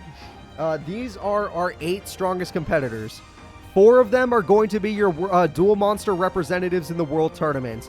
They are either Seto Kaiba, Rebecca Hawkins, Mai Valentine, Yami Yugi, Esparoba, Little Yugi, Joey Wheeler, or Weevil Underwood. We're going to have a lot of plot duels right now. Everybody, the first duel, the first person to become a representative is either Joey Wheeler, our new champion, or Weevil Underwood. Funny enough, Weevil has been to the World Tournament before, and so has Joey. So this could go either way. Do you believe in the Red Eyes or do you believe in the Insect Queen, everybody? You gotta pick one. Joey versus Weevil. Battle City is in full flight today. Let me set this up. Luckily, both these characters actually exist in the game, so it shouldn't take me that long to set this duel up.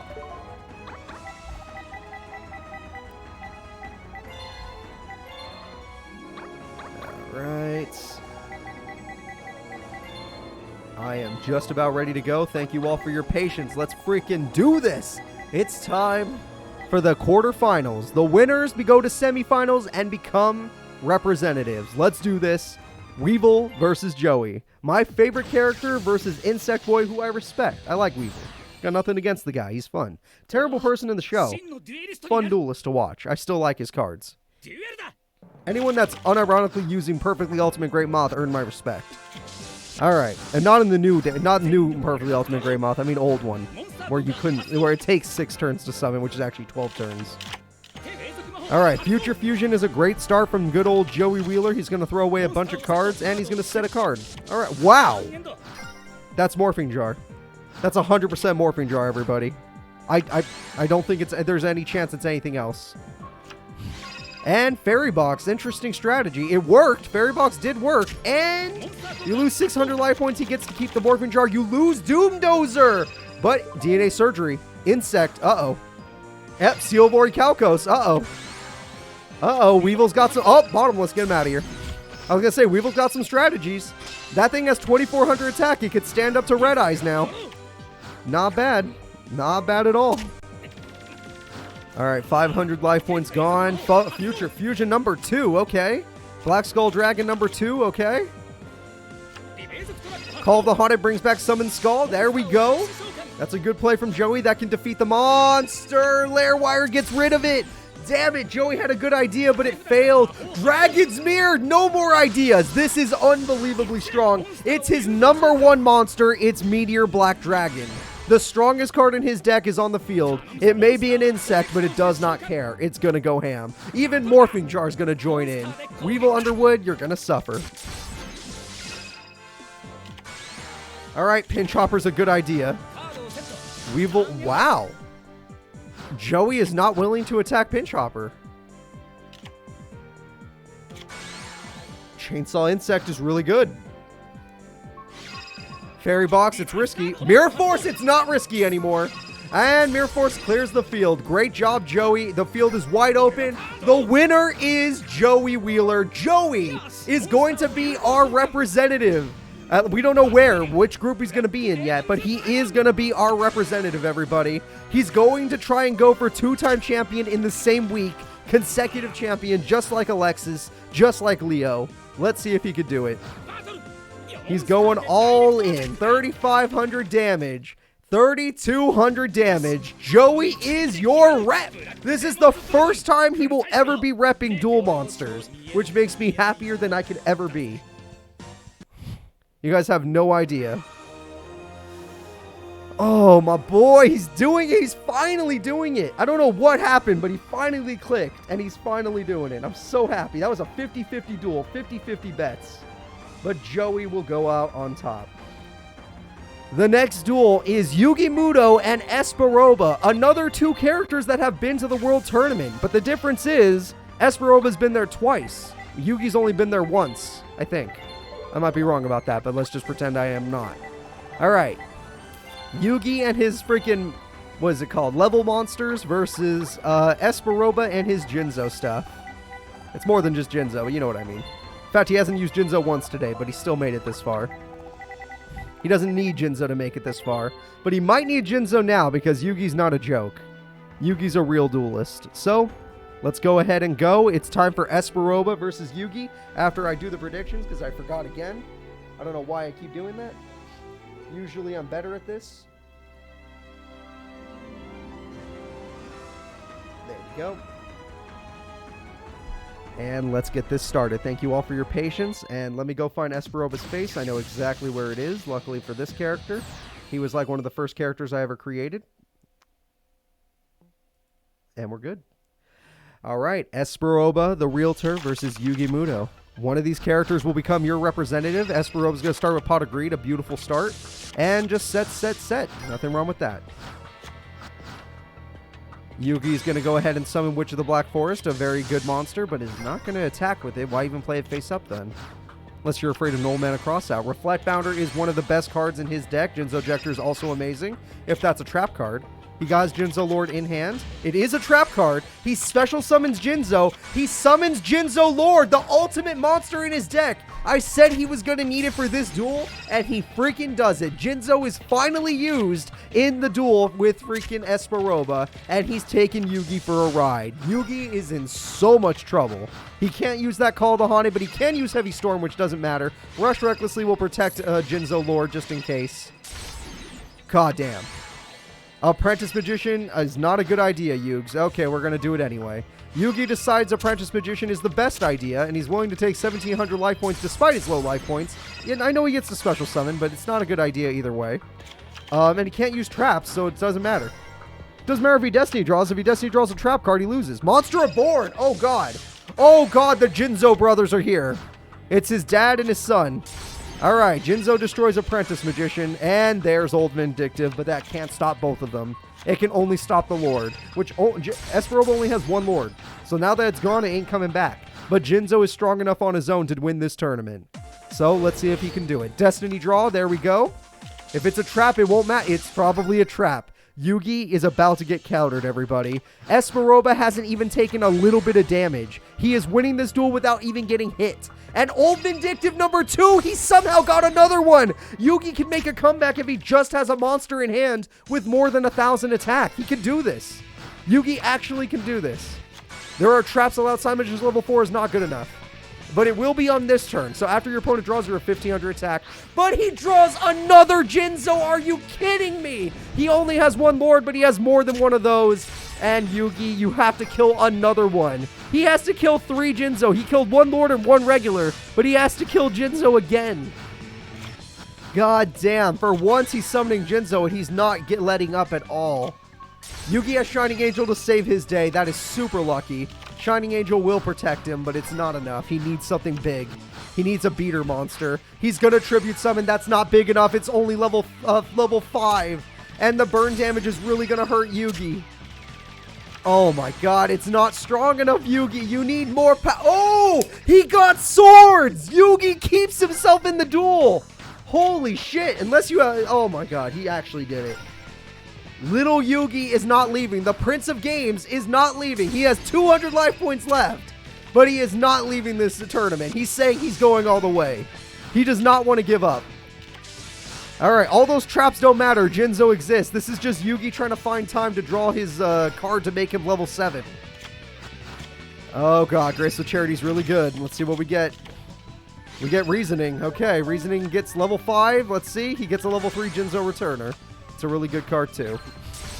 All right, Esperoba. This is, he's out of swords. This is his last turn, basically. Oh, shit. Jinzo Returner summons Jinzo. Yugi did not draw it. Yugi didn't draw level up, everybody. This duel's over. Tribute for Fiend Mega Cyber. That's the stupidest thing I've ever seen in my entire life.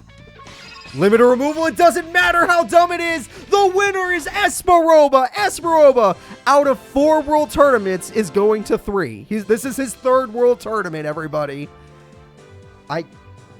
It takes a lot to make it to the world tournament stage. Esperoba, when he gets to the world tournament stage, he gets knocked out in group stage. The other series like 5Ds and GX and Zexal and Arc 5, they beat the shit out of him. But he still makes it to the world tournament stage, and you gotta respect him for that. The next duel is probably the one you guys have all been waiting for, the most stressful duel possible. It's Yami Yugi versus Mai Valentine. The King of Games has made it to every world tournament. There has not been one world tournament without the King. Will Mai Valentine try to end this? Or will she just become another statistic of Yugi Moto or Muto or Atem? Who cares? Place your bets, everybody. Place your goddamn bets. These top 8 duels have actually been really good, and I'm really excited to see how this goes. Top 16, I mean. All of them. All of them. I'm happy with today's duels no matter what. The King is unstoppable. We already know this. His deck is busted as hell. But Mai Valentine is so fast that maybe she could ignore that and just find a way to beat him before he gets the busted stuff. The problem is he's also the King of Destiny draw, so he always has the busted stuff.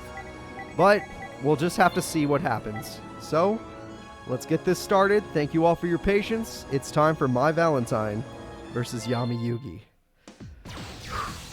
God damn.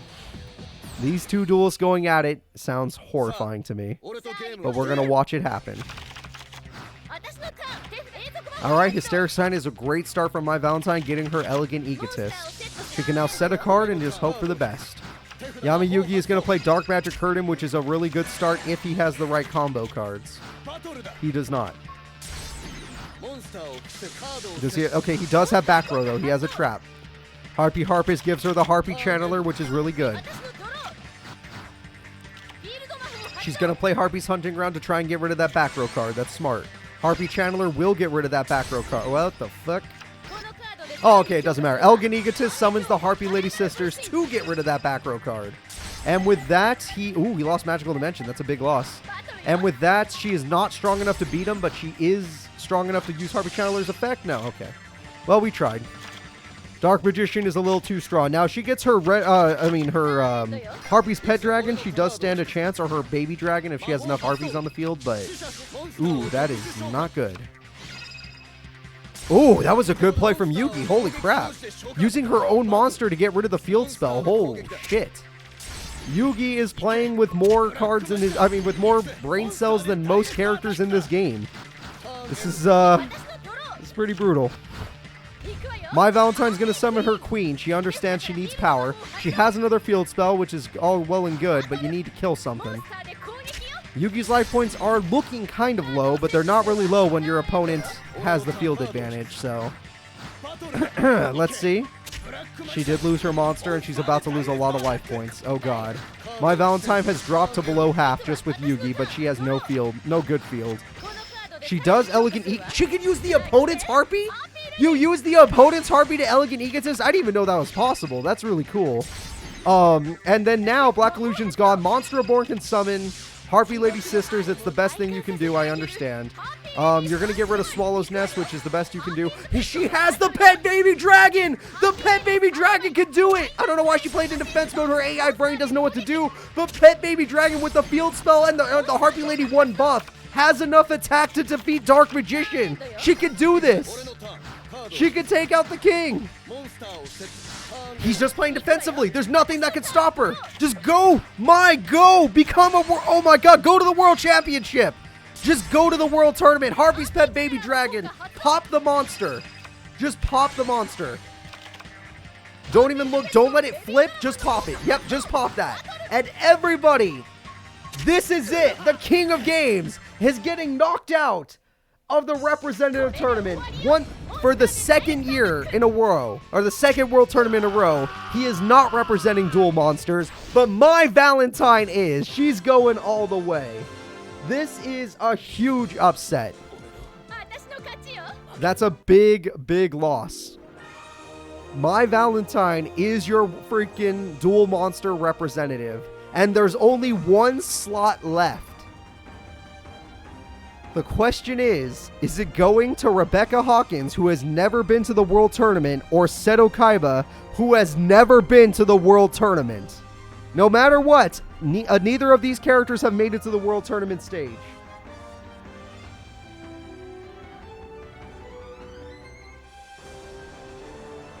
The American champion or the richest man I know?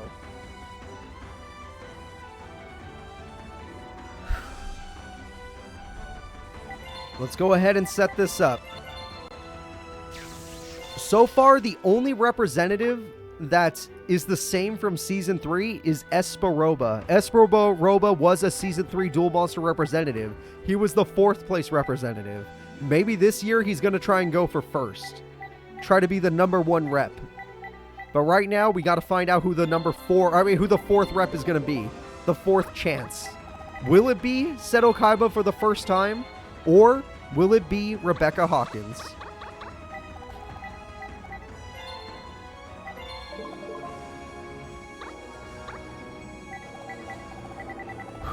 This has been a very stressful tournament. I am hype as shit for this. I can't wait to see these guys on the World Tournament stage, in the group stage. I can't wait to see which one of these people can get out of the group stage. I think Mai can do it. I think Joey can do it. Esperoba never does it, so I'm not going to say Esperoba, and I don't think either Seto Kaiba or Rebecca could do it, but we don't know. Anything can happen. They've never been there. How would I know if they've never been there? So, let's go ahead and get started. Alright, I'm going to go find Rebecca's face. Probably not find it in time, but it does not matter. I did find it. Wabam. Here we go, guys. Rebecca versus Kaiba. The final rep is about to be decided, and then we're going to find out what groups they're in. So, Pot of Greed goes first. And we have a set pass.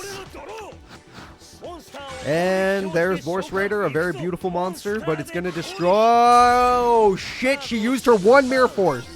That was her only Mirror Force, and it's gone. I would have waited... Well, if she goes super ham right now, maybe it's fine. Tribute? Shadow Goal is not that strong, but at least she gets the effect of Witch. You know, this is actually some decent damage. Okay. It could have been better, but this is fine. Seto Kaiba on turn 3 has lost almost half of his life points to Rebecca. He's in some trouble.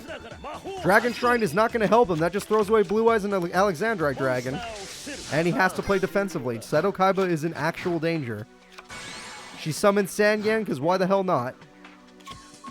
Pete in the Dark Cloud! Holy crap, he's pulling out the clowns, everybody! The clowns are here to save the day. And granted, one of them will survive because Sangan can't beat it. Alright, here we go. Solemn Wishes is really good. Okay. We have another set from Kaiba, but no new monsters, no Vorse Raider, no Battle Locks, no nothing. He's got nothing to show for it. No Lejin.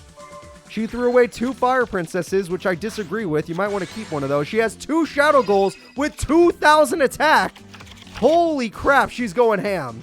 She's going... Oh! He top decked Mirror Force naturally when it matters. And now she's wide open, but he doesn't have any monsters. Holy crap, he doesn't have any monsters. All he has is Petey.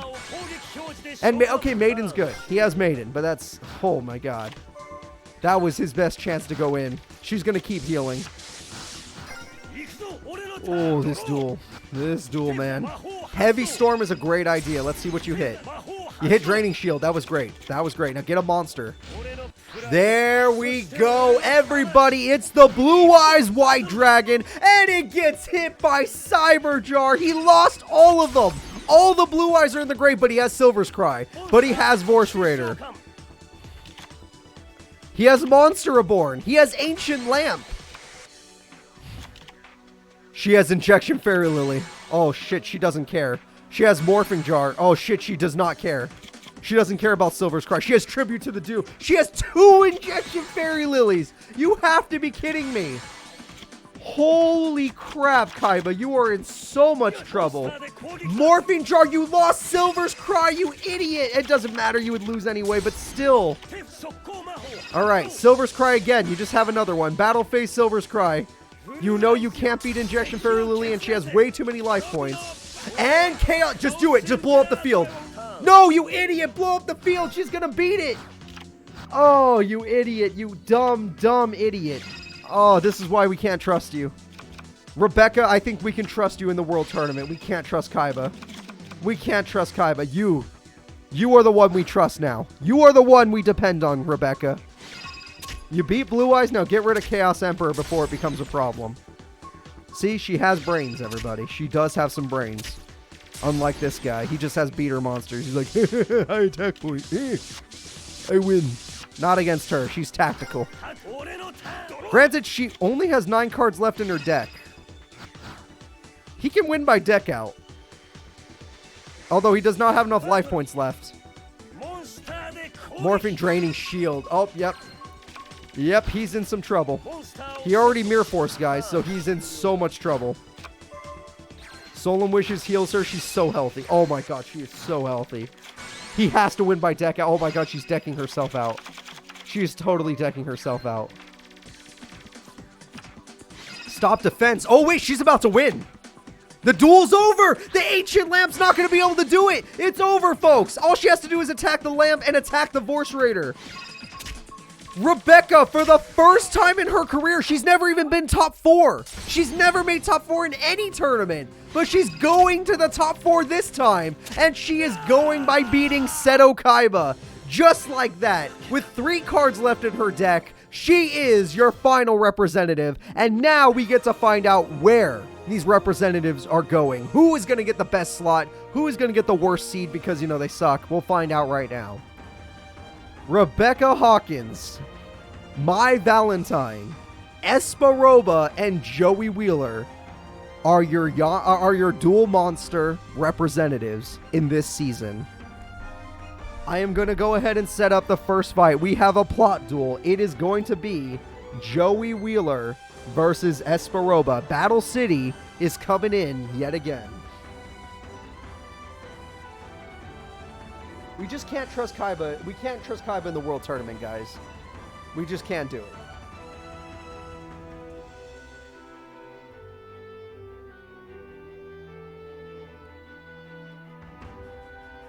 For Duel Monster reps, Esparoba is the only one that's been here. Esparoba has been here twice. He's been a Duel Monster rep twice. Everyone else is new. They've never been a Duel Monster rep. Some of them have been to the World Tournament, but they've never been a Duel Monster rep. So, I'm going to go ahead and set this up, guys. Joey Wheeler versus Esparoba.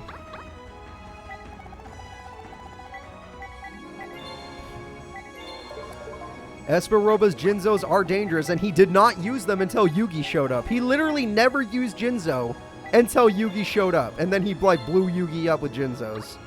It was kind of crazy. All right, Esperoba the Realtor, you've made it to the World Tournament stage yet again. But how far are you going to go? You're always the 4th place representative. Can you for once make it to top 2 so you actually have a good seed and maybe have a chance of getting out of group stage? Or are you going to get a bad seed and have to fight like Gilog again? And then the hand monsters just destroy you like they always do. It's really depressing to watch that. All right, let's go ahead and get this started, guys. Esperoba versus Joey Wheeler.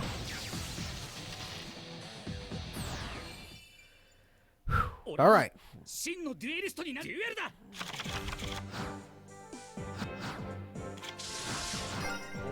We're gonna have Siegfried and his Valkyries. Valkyries don't exist in this game. All right, let's see what we got. I would have made Siegfried already if his cards existed. They don't exist. And there's Max Dragon. That's a really, really strong start from... Oh my god, the start gets stronger. Why'd he summon Max Dragon, not Red Eyes? Esperoba is getting his ass wrecked in this first duel, guys. Literally getting wrecked. He might not make it. He might get 4th seed again. He might get the 4th seed again in the World Tournament. Welcome, Golden Dragon. I'm very happy to see you. I'm sorry to say that, God damn. Yeah, that's it. That's game. Oh, no, he got Mirror Force. Okay, well, yeah, but Future Fusion's still a problem. Esperoba has not... Oh, Baby Dragon. Oh, Polly. Why even summon the Baby Dragon, then? All right, we're going to make 1000 Dragon. I like 1000 Dragons, so that's fine with me. This guy's the Dragon Master for a reason. 1000 Dragon is here with a Black Skull Dragon on the way. Esperoba hasn't summoned a single monster and continues not to summon a single monster. MST pops Gift of the Martyr, which is useless. Future Fusion summons the Black Skull Dragon, my favorite monster. Joey Wheeler. Oh my god, in 2 tournaments in a row, he's in the finals. The last one he won, he was Dragon Master. He might be the #1 rep for Duel Monsters. Esperoba gets wrecked on turn 6. No monster summoned. Terrible hand. You can't brick against these high tier people, okay? It's just not good. All right, let's see what we got here. Joey Wheeler is moving to the finals. He could be a 2-time consecutive champ. The next fight is Mai Valentine versus Rebecca Hawkins, everybody. Mai Valentine versus Rebecca Hawkins. One of these characters is going to try and take on Joey. One of these characters is going to take on Esperoba, too.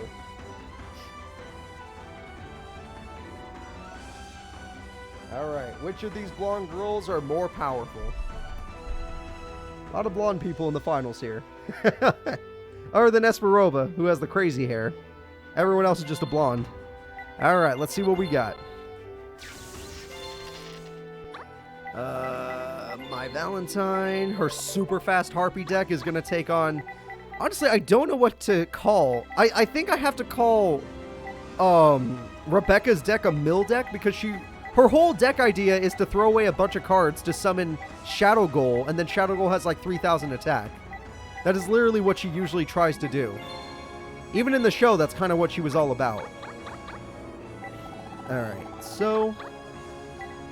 I'm going to go ahead and find Rebecca now. I'd let her use Sarah because Sarah's blonde.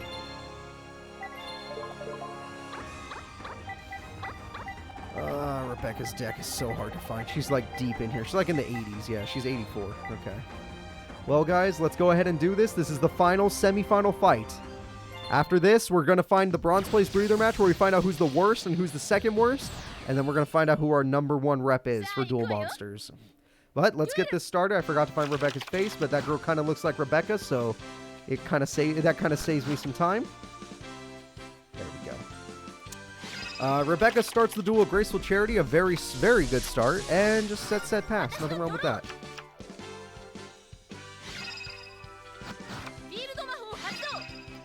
Alright, Harpy's Hunting Ground. Gets rid of that. Yeah, I know Rebecca uses other decks too. That's why she has Injection Fairy Lily and stuff like that from the time she fought Vivian Wong. And she has Fire Princess from the time she fought Vivian Wong. Alright, Harpy Dancer. Mirror Force. Ooh! Ooh, that's bad. Mai Valentine has Mirror Force and turn 2. Morphing Jar is also really... Oh, God. Witch of the Black Forest is really good. Luster Dragon is actually just a decent monster. There you go. That's also from when she fought Vivian Wong. All right. Draining Shield. Or not Vivian Wong, but she fought, fuck, I don't remember. It was somewhere in that time period, I think.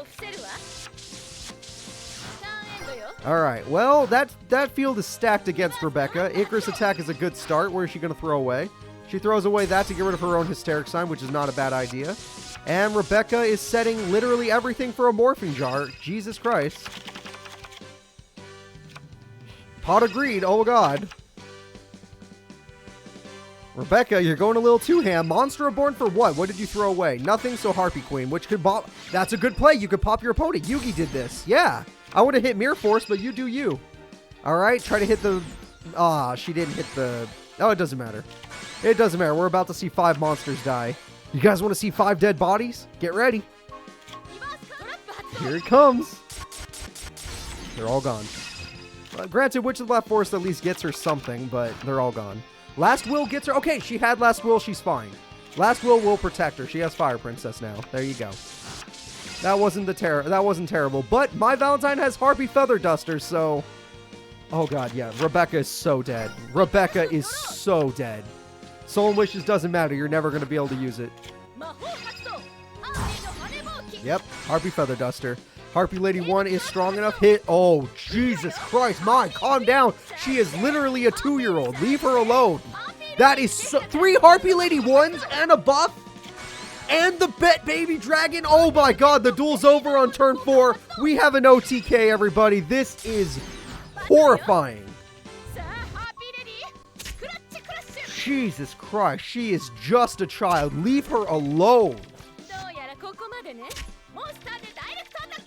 And this is why Mai Valentine is a tournament winner. And Joey Wheeler as well. God damn.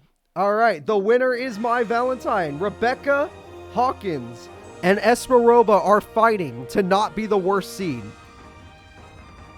Joey won in 6 turns. Mai won in 4 turns. Does that mean Mai's going to win the whole thing? I don't know. We have our competitors, Esperoba and Rebecca, going at it. If Rebecca wins, she does not have to go through the worst bracket. If Esperoba wins, it'll be his first time having the 3rd seed instead of the 4th seed. He might be the 4th seed for the 3rd season in a row. I don't know, but it will be funny if he is. All right, Rebecca, I don't know why it's not loading, but just give it a second. And Esperoba. All right, give it a second. It'll load. Bronze match. Come on, put him in there. There we go. All right, here we go. Is she okay after that? No, she's fine. She could do another duel. She doesn't have a choice. If she doesn't want to be the 4th seed that always gets wrecked. 4th seed members don't ever, like, they almost never get out of group stage, except that one time when Yami Yugi did, but ignore that. Everyone else, like, never gets out of group stage as the 4th seed. But, we'll see what happens. Rebecca. Where's your deck? 84, I remember. And Esperoba the Realtor. Can you finally not get the 4th seed and have a chance in the tournament? Although I think 3rd seed is almost as bad, so... Like, it's only a little better. Like, instead of fighting, like, Gilog, you have to fight, like, Gache. You guys don't know who that is. Okay. Shit, I don't know anyone else that's like that level. Either way, let's start this bronze place match, everybody. Here we go. The bronze place fight is here. We're going to have Esperoba fight Rebecca for the not worst seed. Nistro, that's his name. Thank you, guys. I appreciate that. I only know his Japanese name. Even though I have fought him in the Zexel game. I did fight him. Rebecca, where's your goddamn face? There it is. All right, we're good to go. Okay, level 4 prediction. Nope, it was a level 2, Rebecca. You failed. And he starts the duel with Jinzo. No traps for the rest of this duel. And he starts the duel with Jinzo Lord. He has his ultimate monster on the first turn, and she can't use traps. That is pretty brutal. Foolish Burial will throw away. Okay, that was a good card to throw away. I'll give her that. Traps don't matter. Okay, he has full control of the duel. She bricked. Esperoba might actually be able to get out of this. Oh, man. Huh? I beat the crap out of Nistro. Nistro sucks. There we go. Arc Lord Mary, there you go. The only one that's hard in that game is Shark. Every other character is easy to beat. She stole Jinzo, but it's not strong enough. And she's hitting herself. Oh, she lost. I think Rebecca really got traumatized after that Mai Valentine duel because she just threw. This duel's as good as over. I've never even seen Dextra. All right, well, I guess she hasn't lost, but she's totally lost. Like, there's no way she's coming back. Okay. Well, there's still probably not a way, but Fire Princess is pretty good. Graceful Charity's really good. Morphine Jar's really good. Okay. Okay. Cyber Jar again. Okay, now you're going a little too crazy. You gotta consider what you're really doing here. Call the Haunted brings back Jinzo, so that's not good for you. You can't survive Reflect Bounder. So you actually... Oh my god, you can't survive at all. You have to Cyber Jar. As long as he has Reflect Bounder, you can't win the duel. You have to Cyber Jar. Graceful Charity, there you go. Tribute Summon. Okay, Shadow Gold with 2300 attack. Last Will, okay. Last Will again, okay. Last Will. Triple Last Will? Are you kidding me? She can't even use all three. She can only use 2 of those. She wasted one of them. I don't know why, but she wasted one of them. All right, Rebecca, there you go. You're trying your hardest. I see you trying. But Cyber Jar and Mind Control and all this other stuff. Brain Control. Oh, Jesus. Well, the second you attack the defense mode monster, you can't win. Gift of the Martyr. The duel is over. The winner is going to be Esperoba, especially if that's Jinzo. It's not Jinzo. Damn. If it was Jinzo, it was a guaranteed victory. It's Draining Shield. She has a chance. She actually has a chance. She's back up in life points. Fire Princess double burn. All right. All right, she found a way. Without the Jinzo, I thought he was going to summon Jinzo. He summoned Jinzo, he wins the duel. But he did not summon Jinzo. Cyber Jar can turn this all around. This can go all... I can't... Her brain, she has something. She has some luck in her. And some good strategies. But there we go. Cyber Jar Blue Eyes can't summon that. Morphine Jar's pretty good. It's a little risky at this point. You can't really Morphine Jar anymore. Your life points are too low. Ring of Magnetism's pretty good. That fairy card is pretty good. Your life points are a little low, but you can still use it. Jinzo Returner is a god tier card to get. Jinzo Jector is a god tier card to get. She might deck out. Yeah, I think Esperoba might deck her out. With all these Morphine Jars and crap. He got 4 monsters. Are you kidding me? He got 4 monsters and rushed recklessly? Holy crap. God damn. Oh, she's summoning Blue Eyes. She doesn't want a Morphine Jar. There you go. That was actually good strat. She lost. I didn't know he had Mirror Force. God damn it. Okay, yeah, she lost. She fought really hard. She did her best. Call the Haunted. He didn't pick Jinzo for no reason. I don't know why. The AI is probably not smart. He has another Fiend Mega Cyber. It didn't matter what. None of this matters. The winner is obviously... It's obviously going to be...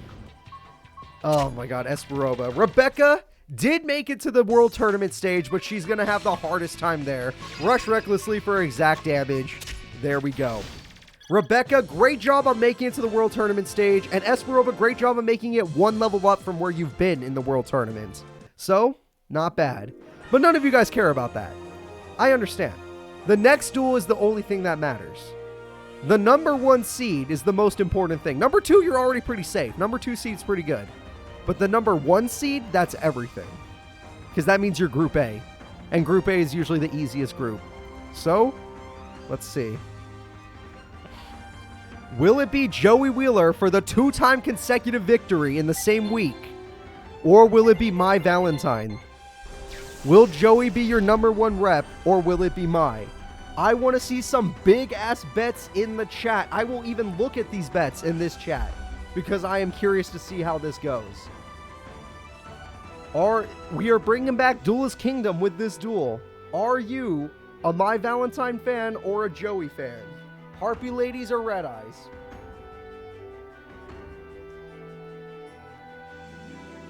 Place your final bets for the day. This is the final bets of the day, everybody. Joey Wheeler or Mai Valentine? Red Eyes or Harpy Lady?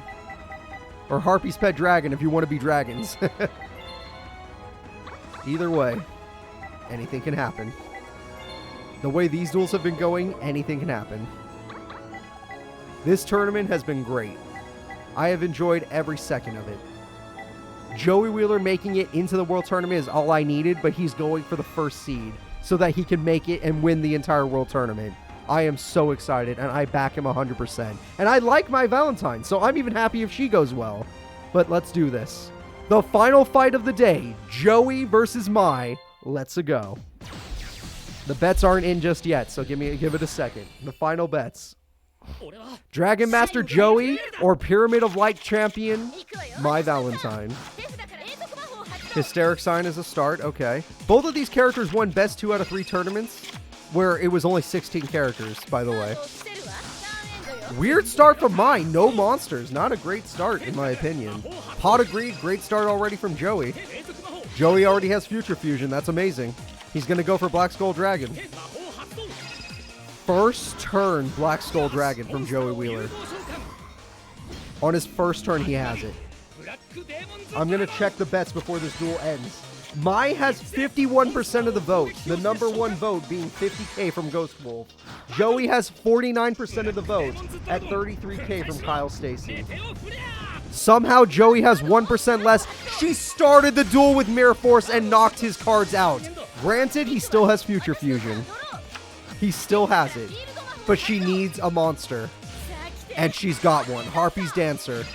Harpy's Dancer destroys her own Hysteric Sign. She plays another one. Elegant Egotist, please use it on main phase 1. Please use it. Yes! She used it on main phase 1. That is super rare. Her AI is usually stupid. She plays the Harpy Lady Sisters. Get rid of Future Fusion. Amazing play. Elegant Egotist again. She's going super ham. Harpy Lady 1, pop a trap card. What did we hit? We hit the Fairy Box. Harpy Dancer bouncing back on the field, popping the final trap card. Her AI is on fire. Magic Cylinder is gone. Mai Valentine is going as ham as can be. She is trying to win this duel, and she is going for it. She almost won on turn 3. She was this close. She was this close from winning on turn 3. Joey has nothing. Nothing is left for Joey Wheeler.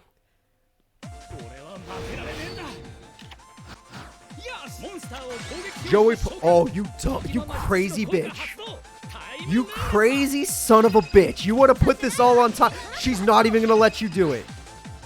I mean, I think do you still get it, or do you have to be on the field? You still get it. He got it. He got it.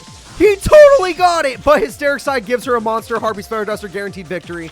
Everybody, the winner is going to be Mai Valentine. She wrecks Joey's ass. These cards are too fast even for him. Harpy, yep, get rid of it. It was Mirror Force. He had Mirror Force, but 2100 damage comes in. Mai Valentine is your number 1 representative and a 2-time champion. Just like that. Holy shit, Mai, you went so hard on Joey. You didn't give him a second to breathe. Got some revenge on him for what you did in the for the show. Overall, that was an amazing tournament. I had so much fun. No wonder she had 51% of the vote. She won the freaking tournament.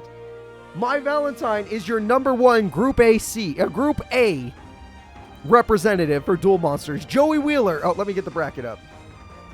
Joey Wheeler is your not Group B, but Joey Wheeler is your 2nd seed for the Duel Monster representative. Esparoba is your 3rd seed for the Duel Monster representative. And finally, Rebecca Hawkins, the American champion, for the first time ever, makes top 4 and is your 4th and final seed for the Duel Monster tournament.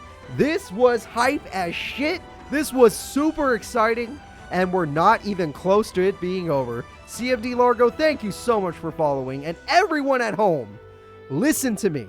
This was the Duel Monster Representative Tournament. Next Saturday is GX. GX has some of my favorite characters. We got Jaden Yuki. We got Supreme King. We got freaking Chaz. We got Tyranno Hasselberry. We got Aster Phoenix. Alexis Rhodes, the number 1 champion, the winner of the Shadow Realm tournament. We have Alexis Rhodes, the winner of the World Tournament. We have, oh my god, there's so many good GX characters. GX won the Season 3 World Tournament, guys. And Bonaparte, of course. GX won the Season 3 World Tournament, and the representative tournament for GX is next Saturday, 12 p.m. PDT. I hope you all can make it. Do not miss next Saturday's tournament. That one is going to be insane. And it is going to, as usual, it's going to take place in Tag Force 3. Animations are on. I'll see you all then. Please remember to like and subscribe on YouTube. Follow me on Twitch. Only subscribe if you have money. Don't do it if you don't have money. And I'll see you all next time. Please make it to the GX tournament. It's going to be amazing. Happy New Year, everybody. Happy New Year.